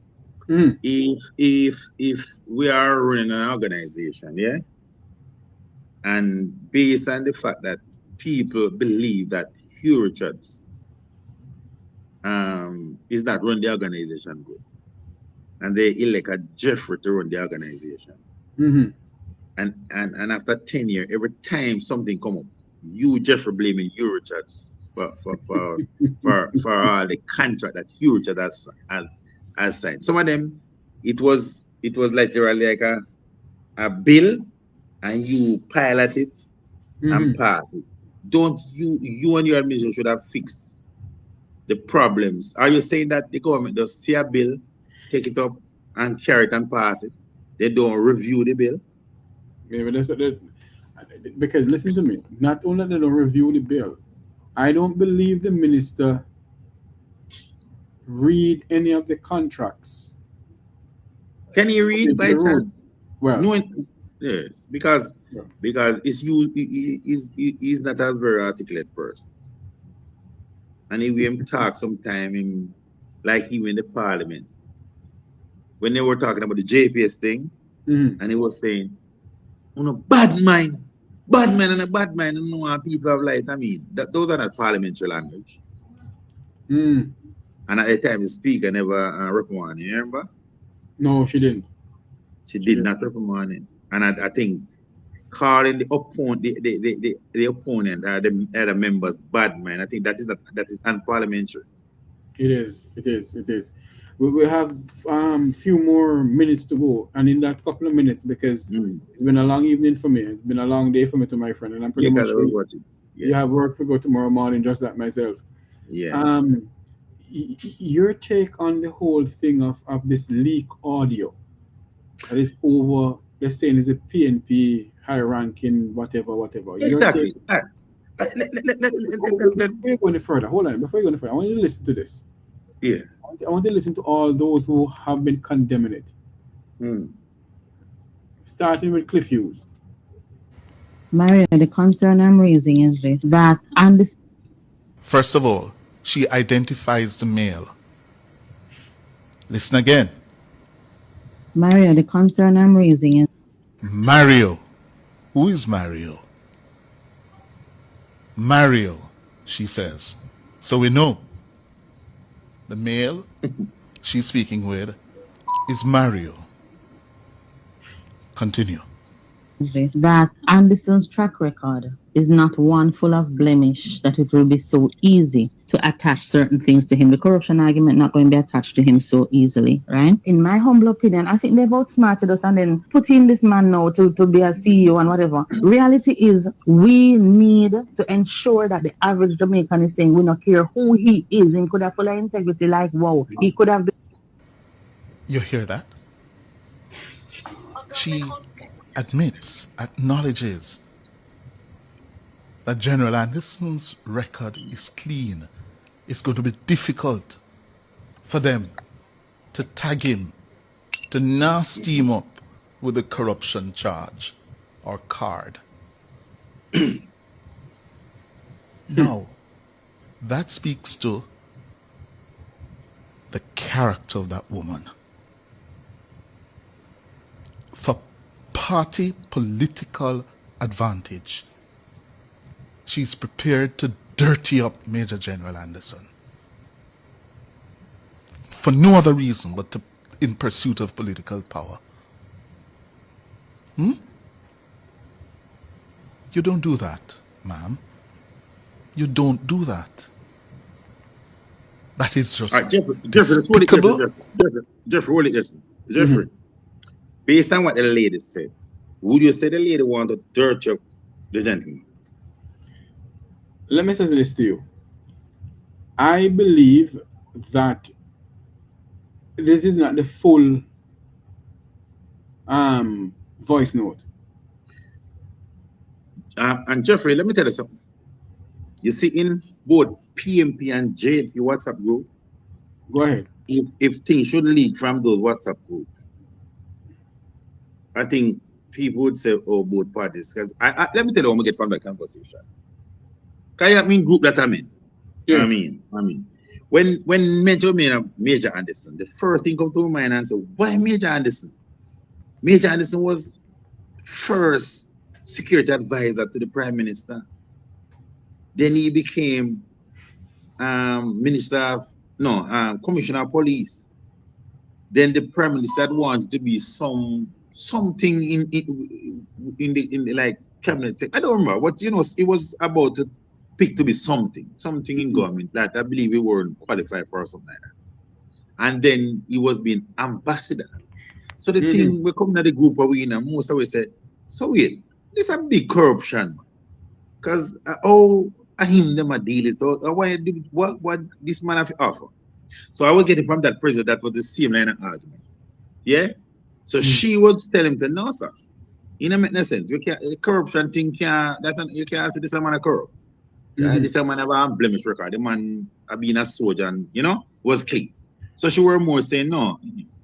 You know, makes sense about corruption. Because people are concerned about Major Anderson. Why is Major Anderson be the thing? You understand what I'm saying? So people could really concern and say, so nobody else couldn't be it, you couldn't find somebody else. So that's what we get from it. So me don't know how them say we are trying to know that. What the lady said now, what the lady said now is that, listen me, what we need to do if we are doing it, we need to make a country know, say, my words now. This man, Andrew Warren is favorite unpick, and what the reason why Andrew Warren is unpick him. So no clean record, that clean like a record, we are making sure no say. Is a reason why Andrew pick this man to make him be a part of this thing. And in my words, I say it now, you have some corrupt activity. Why Andrew was only trust him alone for to deal with it. It's about $2 trillion I'm going to spend it. So nobody is going to do it. It had to be Andrew Warren's trusted national security advisor, then Minister of National Security, then ambassador to USA. Why? So at the line of argument they come, and she was saying, listen, you know, I said, to talk to them on anything corruption, because we can't use the corruption thing on this one. Then an next part right now when an ex-purported comrade say, listen me, the Nara bill, him talking of JLP. And if you're talking of JLP, them tell us say this I make them when you vote there. This are them vote there. That's how we JLP them say. Good? And then say this NAR bill is them all use it. Come saying that the reason why the NAR bill is not Jeffrey, as with the JLP saying that, me saying that's the main reason for the NAR bill, you know, is to bypass the procurement because the red tape and all this. Though that's one of the main reasons here them say why they put in NAR bill, to fast track things.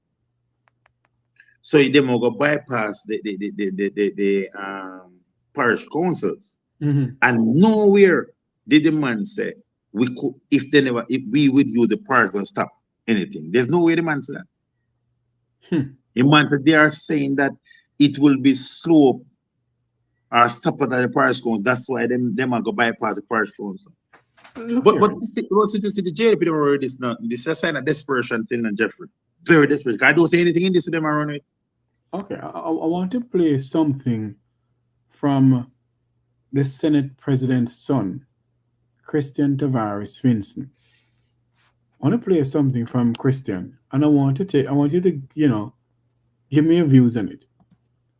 Today is a profoundly sad day for Jamaica. The leaked voice notes involving two members of the opposition discussing NARA in a manner that encourages its failure are deeply troubling. Such remarks are subversive, irresponsible, and entirely inconsistent with the solemn duty entrusted to those elected to serve the Jamaican people. At a time when our country faces significant challenges and opportunities, every effort that advances national development should be encouraged, not undermined for political expediency. It has not escaped me that many of the civil society groups in Jamaica have come out for statements that carry far less serious consequences than the ones made by these two members of the opposition. I therefore ask that these civil society groups find their voice at this time and make it known that it will not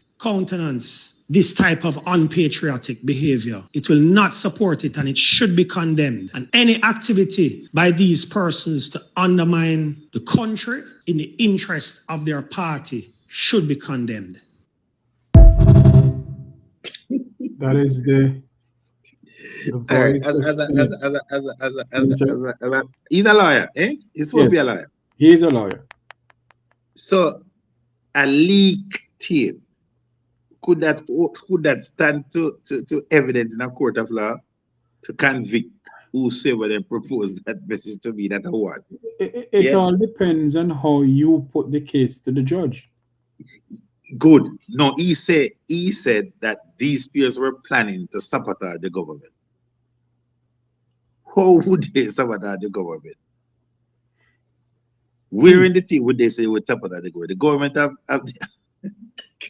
that's it's of desperation because look at this, you know. There is no way where anybody see them or use it to sabotage the government. What we said, yeah, based on Anthony Anderson. Because that lady was mild. If you hear something where people saying that some WhatsApp group about him say or him what they might do and the reason why he come there and very blah blah blah blah. You get what I'm saying? Hold on for me, Hugh. I think that if this is not so, and this is going on all over social media, and if these people are not from the hierarchy of the PNP, then the PNP should come out and condemn this. And also, the PNP should investigate who leaked this audio. Your take on that? The fact that it's not coming from an official PNP, as with them say, NEC group, it's coming from a WhatsApp group, and we have a lot of WhatsApp group all over social media. So hold on, you know. So where did Cliff Hughes get this thing from? NEC? It was obvious. It was leaked by somebody who was in the group. Because we have group with 100 other way, 50 away, 60, 70, 80, 100. Well, there's a lot of PNP group, you know. I'm in a whole heap of PNP group. I'm going to tell you something.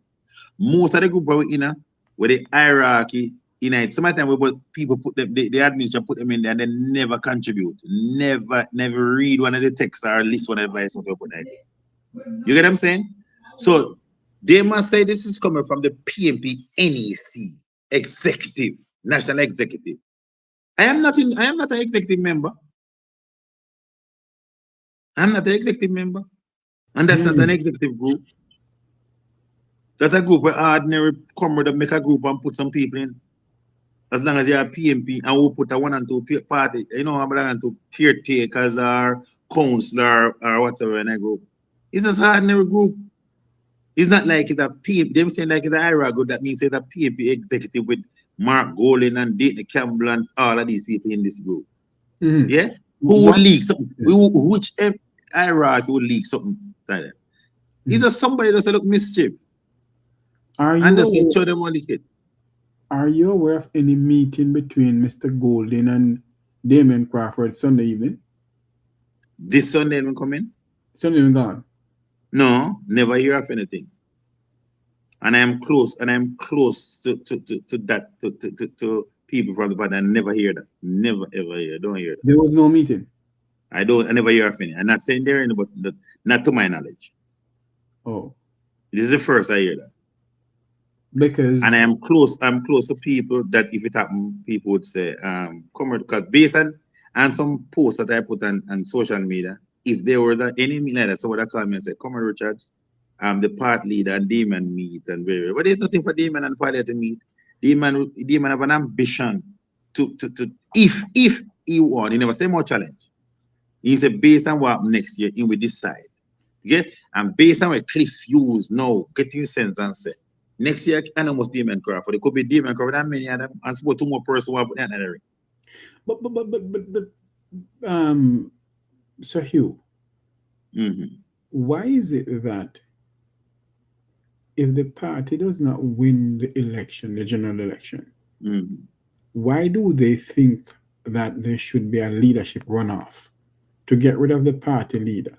And if they put in Damien Crawford come whatever time, an election call and Damon no win, then kick out Damon and put in a Jeffrey Tavares or a exactly, and then Jeffrey no win. So when we are going to come back to that, but here the thing with me is, and I believe 2016, and I said it's a private, I said publicly, 2016, Peter Bunting blunder, same Cliff Hughes, come out with this thing, say, yeah, Peter Bunting party if he want to be leader of the party. And Bunting say, yeah, I have an ambition to be leader of the party.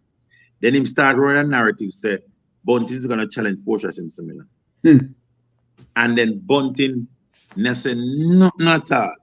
And we can tell it, and that cost Bunting not to be the leader of the party. Can I tell you why? You see, most of the people them was supported Peter Phillips against Bunting challenge.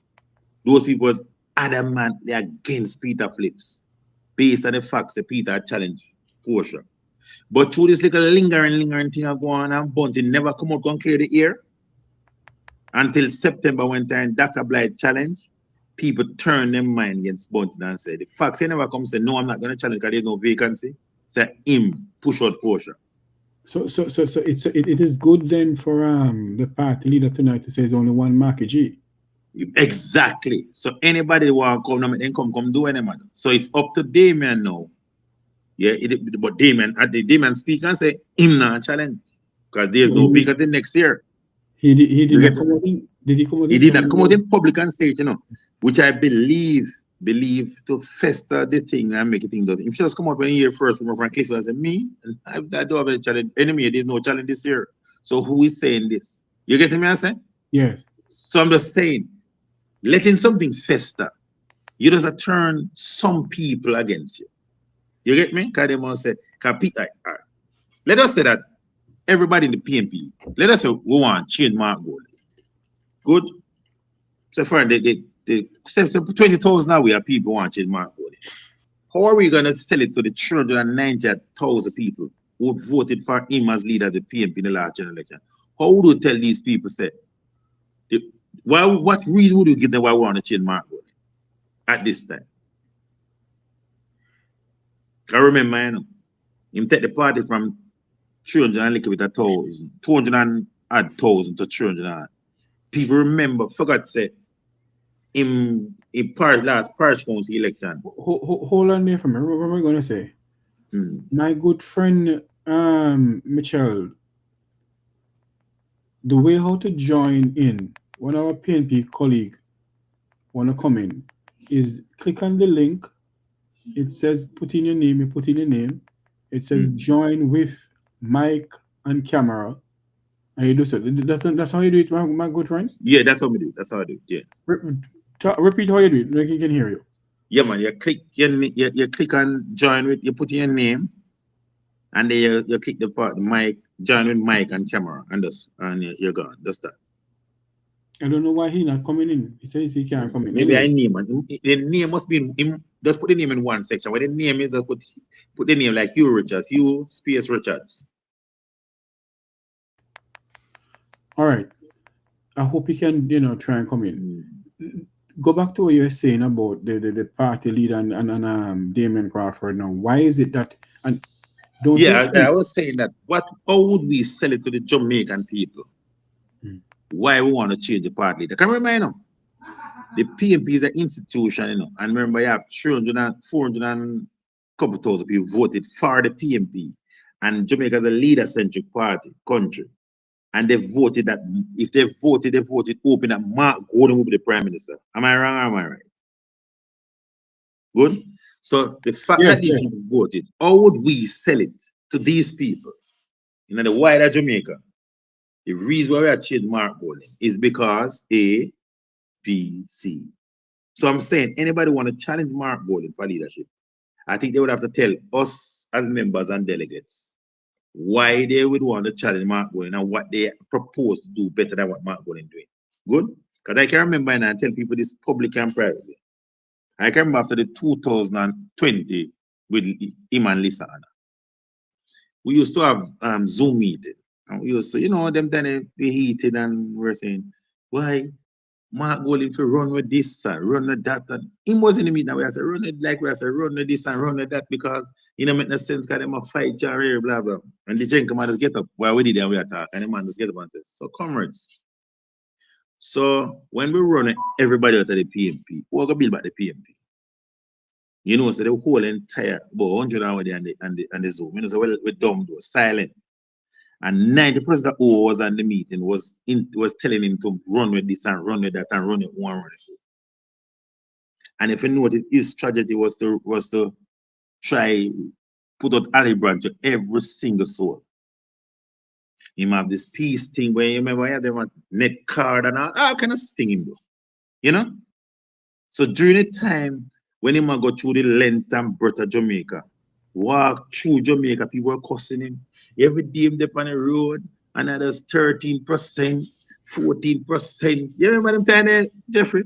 As a comrade, sometimes I feel embarrassed in Jamaica to be a comrade. Believe me, I'm going to Jamaica. I just feel shame. We have 14 members in parliament. We just, people just treat like we're not nobody at all. But let me ask you this question though. Don't you think it would be political suicide for Damien Crawford to challenge Mark Gordon for leader of the party? But better than that. I am going to ask anybody if Damien Crawford have anything to carry water with Peter Phillips. And Dr. Peter is one of the most brilliant Jamaicans who lead a party and never get to be Prime Minister of Jamaica. And only one reason stop that. Because he challenged Portia Simpson as sitting leader, the first to do it. I can tell you that. And history of a way of repeating itself. And history of a way of repeating. Bunting is also, while Bunting's circumstance was a bit kind of different because the party was going down the hill. And a lot of people don't remember that when Bunting challenged Peter Phillips, it was a one Edward Siaga, empty cup was going right across Jamaica, having all the limelight. And I remember the 27th of June when Bunting named say he's going to challenge. We don't hear anything about Siaga without knowing him buried. Let me ask you a question. In all of that, do you think that the private sector would back a Damien Crawford to lead of the party? Listen, me. As a comrade, listen, me. I don't want to say, because I don't want to make it seem like I am, as a member of the party, I don't want to be on public TV saying like I am against Damien Crawford. But I think that answers itself.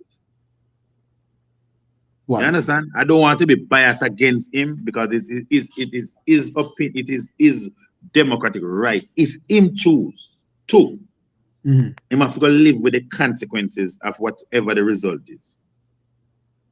You know why I asked the question?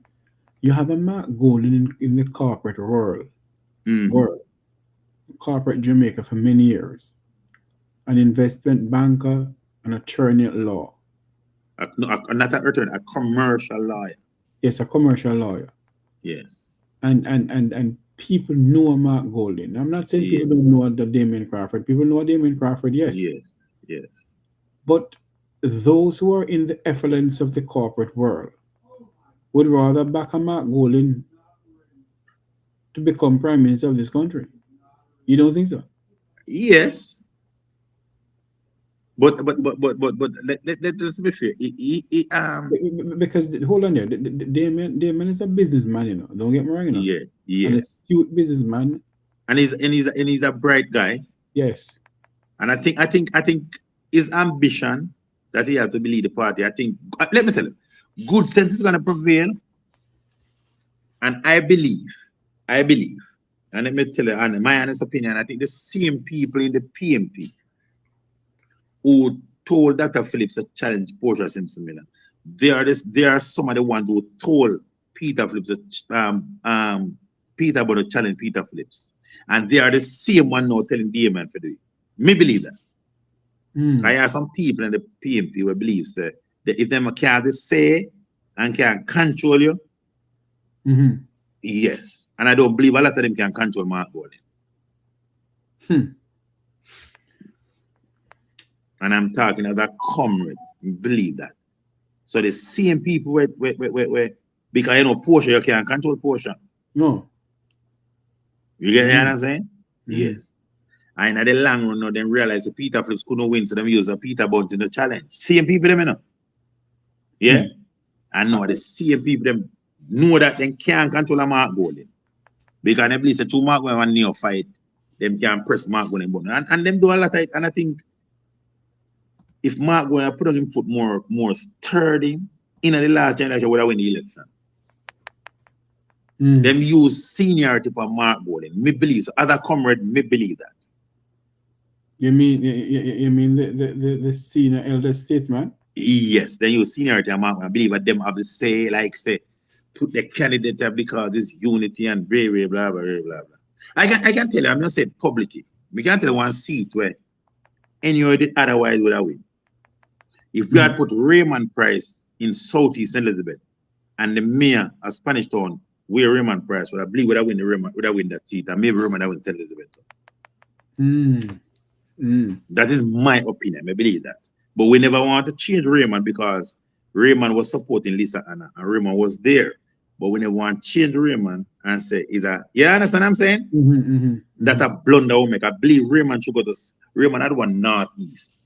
If Raymond had go to southeast, Raymond had get more traction than the mayor get. And the mayor get more traction based on the build up at that constituency. I think the mayor would have get more support than Raymond Price. You mean Mayor Norman Scott? Yes, in that constituency. Local government election is upon us now. Pretty exactly. soon. So, and the next thing, why would we 5 months before local government can have a challenge? Because the challenge will be September, and they would have the local government, and they will have election February 2028. Yes. So that would be like 5 months. Why would we do that? You mean it's not teaching at all? I believe Damien will not do it though. Believe me. Yeah, he will not. He will not. He will not. People are forcing him to do it, but I think he might look at it and look at the landscape, look at the history, and look at where the party is today. I don't believe he will. And based on he's still quite young, about more than about 8 or so years younger than Mark Golden. And if Mark Golden, if we go to 2030 and run, if Mark Golden do win, it will be 1 term. Or even 1.5 term, and him still die in him 50 same way. But I have a chance. You understand? So he'll be more mature because I mean you can't say young people can we try and do this and how is that young person? How is it working at this time? So Andrew Holness would be the first post independent, and Mark Gullen is also post independent because Mark Gullen born after 62. Let me ask you this, then we're gonna wrap up. Where do you see the People's Party stands on issues that is facing the Jamaican people? To be honest, I think, let me tell you, as a comrade, and maybe I let a comrade vex me for that. I think we're much more forceful. Trust me. Mm-hmm. Yeah, we're much more forceful. I think we are look at it as say, I follow people as say we poor hungry, but we can't poor hungry if we are for election. Now is the best time to push the government to do things, and what I want the PMP to do. You see, the town I have tonight, the PMP need to go around the whole country with their manifesto that they had brought last election and sell it to the Jamaican people. That's a manifesto that can help Jamaica. One, you see the land component of it, look if it will make sense at this time. What the government is doing, they're going to label people who live on government and as squatters. In our manifesto, we had proposed that anybody live on government land for 25 years will get the opportunity to purchase that land. Don't it make perfect sense? It does. We had proposed to bring back the NHG's mandate, meaning the $55 billion what they might take out the NHG this coming next 5 years. If the NHG go back to the mandate, those money will go to $1 billion affordable house for the Jamaican people, don't? But that is true. But let me ask a question though. The two political parties has been milking the NHG for years. Yeah. Don't you think it's time for them to stop doing that? Exactly, but that's why Mark when I proposed to bring back the mandate. Because remember, the $44 billion that was the IMF, we have a deal. The IMF look at the landscape of Jamaica and see what we have, what we could use now to bring back the surplus, the primary surplus, to bring them, keep the 7.5, and it proposed that we can use $11.5 billion from NHG for 4 years, which the opposition at the time was against. However, the opposition came in and used it for 10 years plus 15 more years. So it was said by Bruce Colin that the NHG was soon to be insolvent. You remember? Yes. So that was about 2010. So 15 years after that, Andrew is now telling us that the NHG is awash with money. So this money that they might take can't do the NHG nothing at all. And the reason why them now build houses is because we don't have enough tradesmen to build the house in Jamaica. Don't think that was Andrew's proposal. Yes. So if Mark Golden, if we had proposed to bring the image back to his mandate, meaning his original mandate is to build affordable house for his contributors and contributors. So just imagine how much money $164 billion could have made in the last 10 years. And all right, because we use the last 10, we can forget the last 10 years. They proposed $57 billion. How much house that could affordable that could build for the Jamaican people?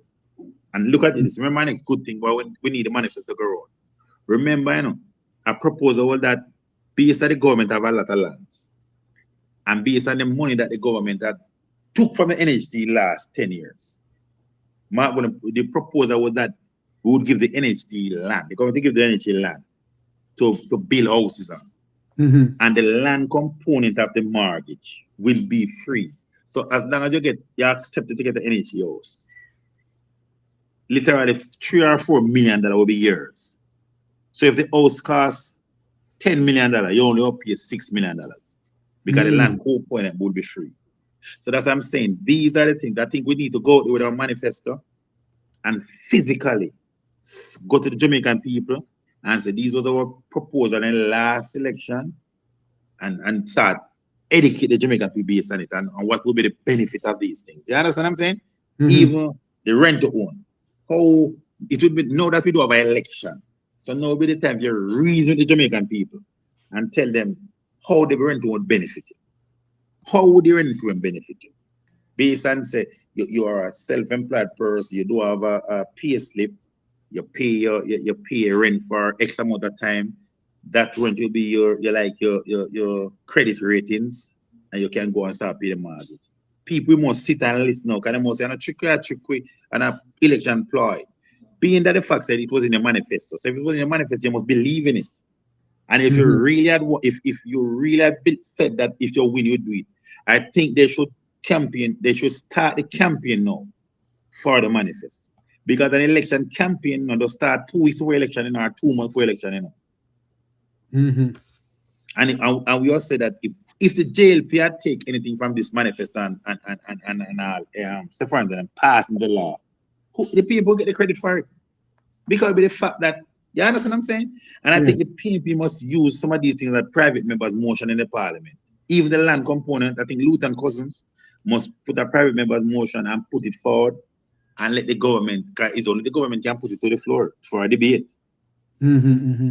So some of these things in the manifesto, I think we should put it in the as a private motion while we are going around the country and educate the people and what we have proposed. Indeed, indeed. We need to do that. We listen, politics different, you know, because a one-up-man Chipanjo one is a play. Good? So, you hear them sell it now. When we hear the bloggers on TikTok, I don't believe these people in St. Elizabeth are either them at a lie or something. But the way the people talk in St. Elizabeth, nothing I do at St. Elizabeth. People still are living a thing. And we have $1.4 billion. We have about $1.2 billion. $1.3 billion leave.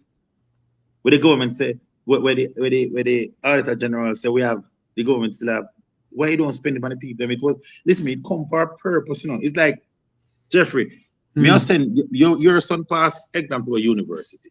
Good, you can't afford it. Me I go send the money to send your son to university. Good?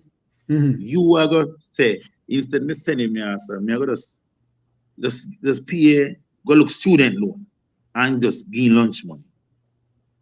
And keep the money. Me never send him to go look student loan to put the youth in a debt. Me send me money if you send him to go university down. Exactly. I want to answer a question. Hold on, in the chat room. The person said, is the opposition party doing initiative to that the EOJ been taken out of the office of the prime? Listen to me. The electoral office of Jamaica sometimes have always been in the office of the prime minister. In any government we have it. In any government. It was under Edward Siaga. It was under Michael Manley. It was under PJ Patterson. It was under Portia Simpson-Miller. It was under Bruce Golding. It was under Andrew Holness. There's nothing that anybody can do. The two political parties have always, any government that win, the electoral office of Jamaica is always in the office of the prime minister. And I remember the two political parties have nominated people and the thing. The general secretaries and things. So I mean, I don't have any problem with him in the after the prime minister. The prime minister can't do nothing to do it. I mean, we are all human and it's many of our goddess. What I'm saying to you, we need to take it to a different level. And I'm saying we have a manifesto. Now with the time, we had a manifesto. If we had believed that this was the ticket to get people out of poverty, which I believe most of the manifesto was, good. I think that we should sell it to carry to Jamaican people and meet the Jamaican people and sell them this idea. And say these, whenever time the election is come around, these are one. When we come government, these are what we're going to put in place. Make the Jamaican people craft on them head and say, yeah. When we explain to them and say, oh, so if me didn't live, me born and go up on a land here. And from me know me said me father find land. So if the people we can't get it to buy. About 30, 40 years, me a 50-year-old and I'm planning my born and grow. So we have, you understand? Yeah? The rent to own. A man just said, but wait, me not get a paycheck and thing like that, not pay stuff. Rent to own. The first in the family, the land component of the NHT, bringing the NHT back to its mandate with a build affordable house, meaning because if you get the land component free, obviously, $9 million can more than you can build a 2-room house. You get $9 billion to build a 2-room house, and a 1-room can sell about $5 million. You understand what I'm saying? And we'll build more community because the government of Jamaica have land right across Jamaica, and instead more turnover land to the NHT. So these things will be going on. So we'll build more community like we build a landfill. Landfill was bush, and look at landfill now. When my house at Claymont Heights was, you see my house at Claymont Heights, I did warm. You remember when warm it and you have one farm, then Bruce going to buck it down? Yes. I did say, oh, house at Claymont Heights and my house at Claymont Heights. And then you have one. Then you have the where the whole arbor where the arbor where the whole arbor skin whole arbor there. Them whole heap of skin. The cane piece land them and bush woodland. And them turn brand new communities. Angels are woodlands turn brand new communities. Inzud village and all them Elton and Vista all this piece was cane piece and bush and turn communities. So these are the things we would have to sell to the Jamaican people. So I'm pro my party. The manifest what I do tonight. You need to keep some Townhall media right. It is all 63 constituencies across Jamaica and sell these ideas to the people. I mean, we don't want nobody to come to the board of comrade. When people are come, good evening. Me don't want nobody to come. Me don't want to be a comrade. Not turn away in a comrade thing. We want why whole entire Jamaica want to come. So we are doing. We don't want. We not so enough. We in a club, but if you are going to adjust the leader, and that's a comrade leader, that's a Mr. Golden, blah, blah, blah. We don't want to put it at, you understand what I'm saying? When it look too political. Because we I know PMP alone can't make an election. Yes. So we want to go right across the country. Right. A holistic thing, and we must sell it. We manifest. So we're seeking a contract with the Jamaican people. And these are some of the promises we are make. Because we can't every election we are change the manifesto. That means we are all over the place. We must add to it. So this manifesto, we must add to it. Things we believe, we believe in a way not do for agriculture. We believe in a way not do for the youths. Because this government don't do for youths, you know, right across Jamaica now. STC still at work? No, not that I know. JSF still at work where you used to make multi-purpose cross the place, and STC used to have Corrigold cricket and the little corner league football them right across Jamaica every Sunday. These things stop. My good friend Hugh, we have to continue this next time. We have to continue this discussion, and thanks on the platform and I will do join again. And you can use the influence, and what I said with you can encourage the party to help me to encourage the party to use it manifesto, sell it, educate the Jamaican people and what they had failed to come out to vote for or what they voted against, based on the fact that they never knew what was in it. My good friend Hugh Richards, political commentator. Thanks for coming on. Thank you very much, Bas. All right. Thank you. This is where I'm going to say so long from here for tonight. Until you hear my voice again on behalf of the outside broadcast of BOJ TV, I am Jeffrey Tavares saying so long. May God bless you. Remember to like, share, and subscribe to the Make We Talk Jeffrey Tavares YouTube channel. And continue supporting this channel. Continue supporting my TikTok page.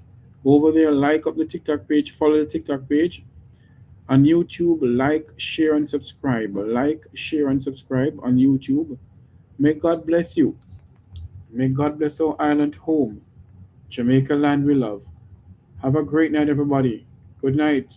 Get some sleep, everyone. So long.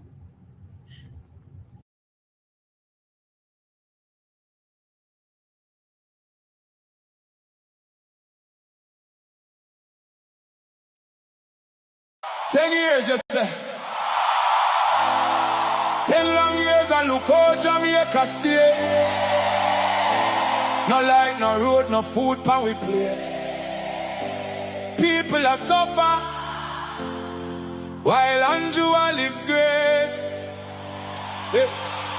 You stand up on the platform, smile wide and proud. I tell we about prosperity, but we can't see it all now.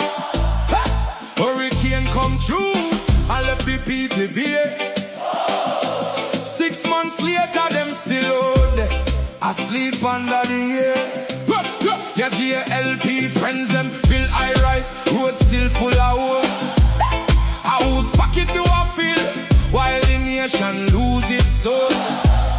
Hospital overflow, picnic can't get bed. School roof a leak, but you and Juliet well fed. You always have excuse, always pass the blame. Every time something wrong, it never go in your name. Jamaica a drown and you claim you're unclean. Biggest actor in a politics we ever see. Wholeness, time to go, time to go. The people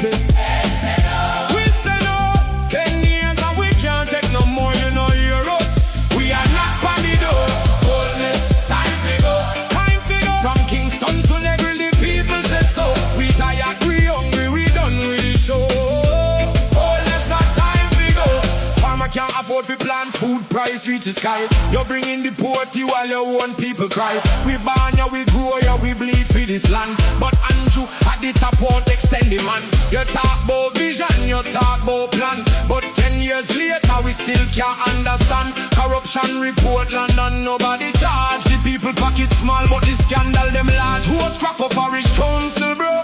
Country suffocate done and it just smoke. And when we raise the voice so call we political. But the truth is the truth and the truth is biblical. Time to go. The people they say no. We say no. 10 years and we can't take no more. You no hear us. We are knock on the door. Time to go.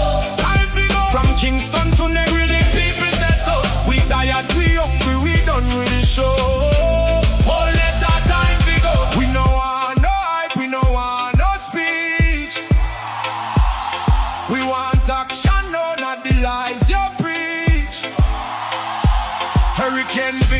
Still under tarpaulin.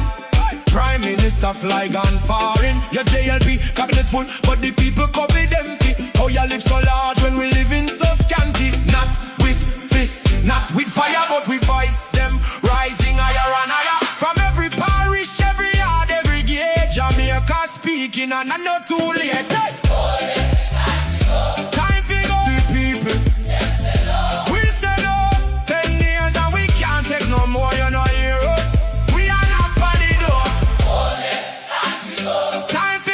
Kingston to Negri, the people say so. We tired, we hungry, we done with the show. Oh yes, our time to go. This one is for every Jamaican who can't afford feet. We are sleep on cardboard. We are drive on broken road. The people don't forget. The people don't forgive. Enough is enough. Jamaicans will live.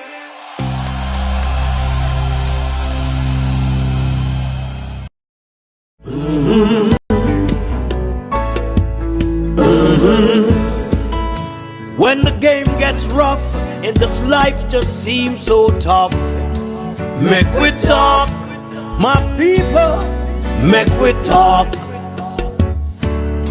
When this town becomes an ugly place, don't let it erase the smile from your face. Make we talk, people, make we talk. Conversation is the key, a guiding light for you and me. Spark a talk and you will see. Conflict solver A to Z.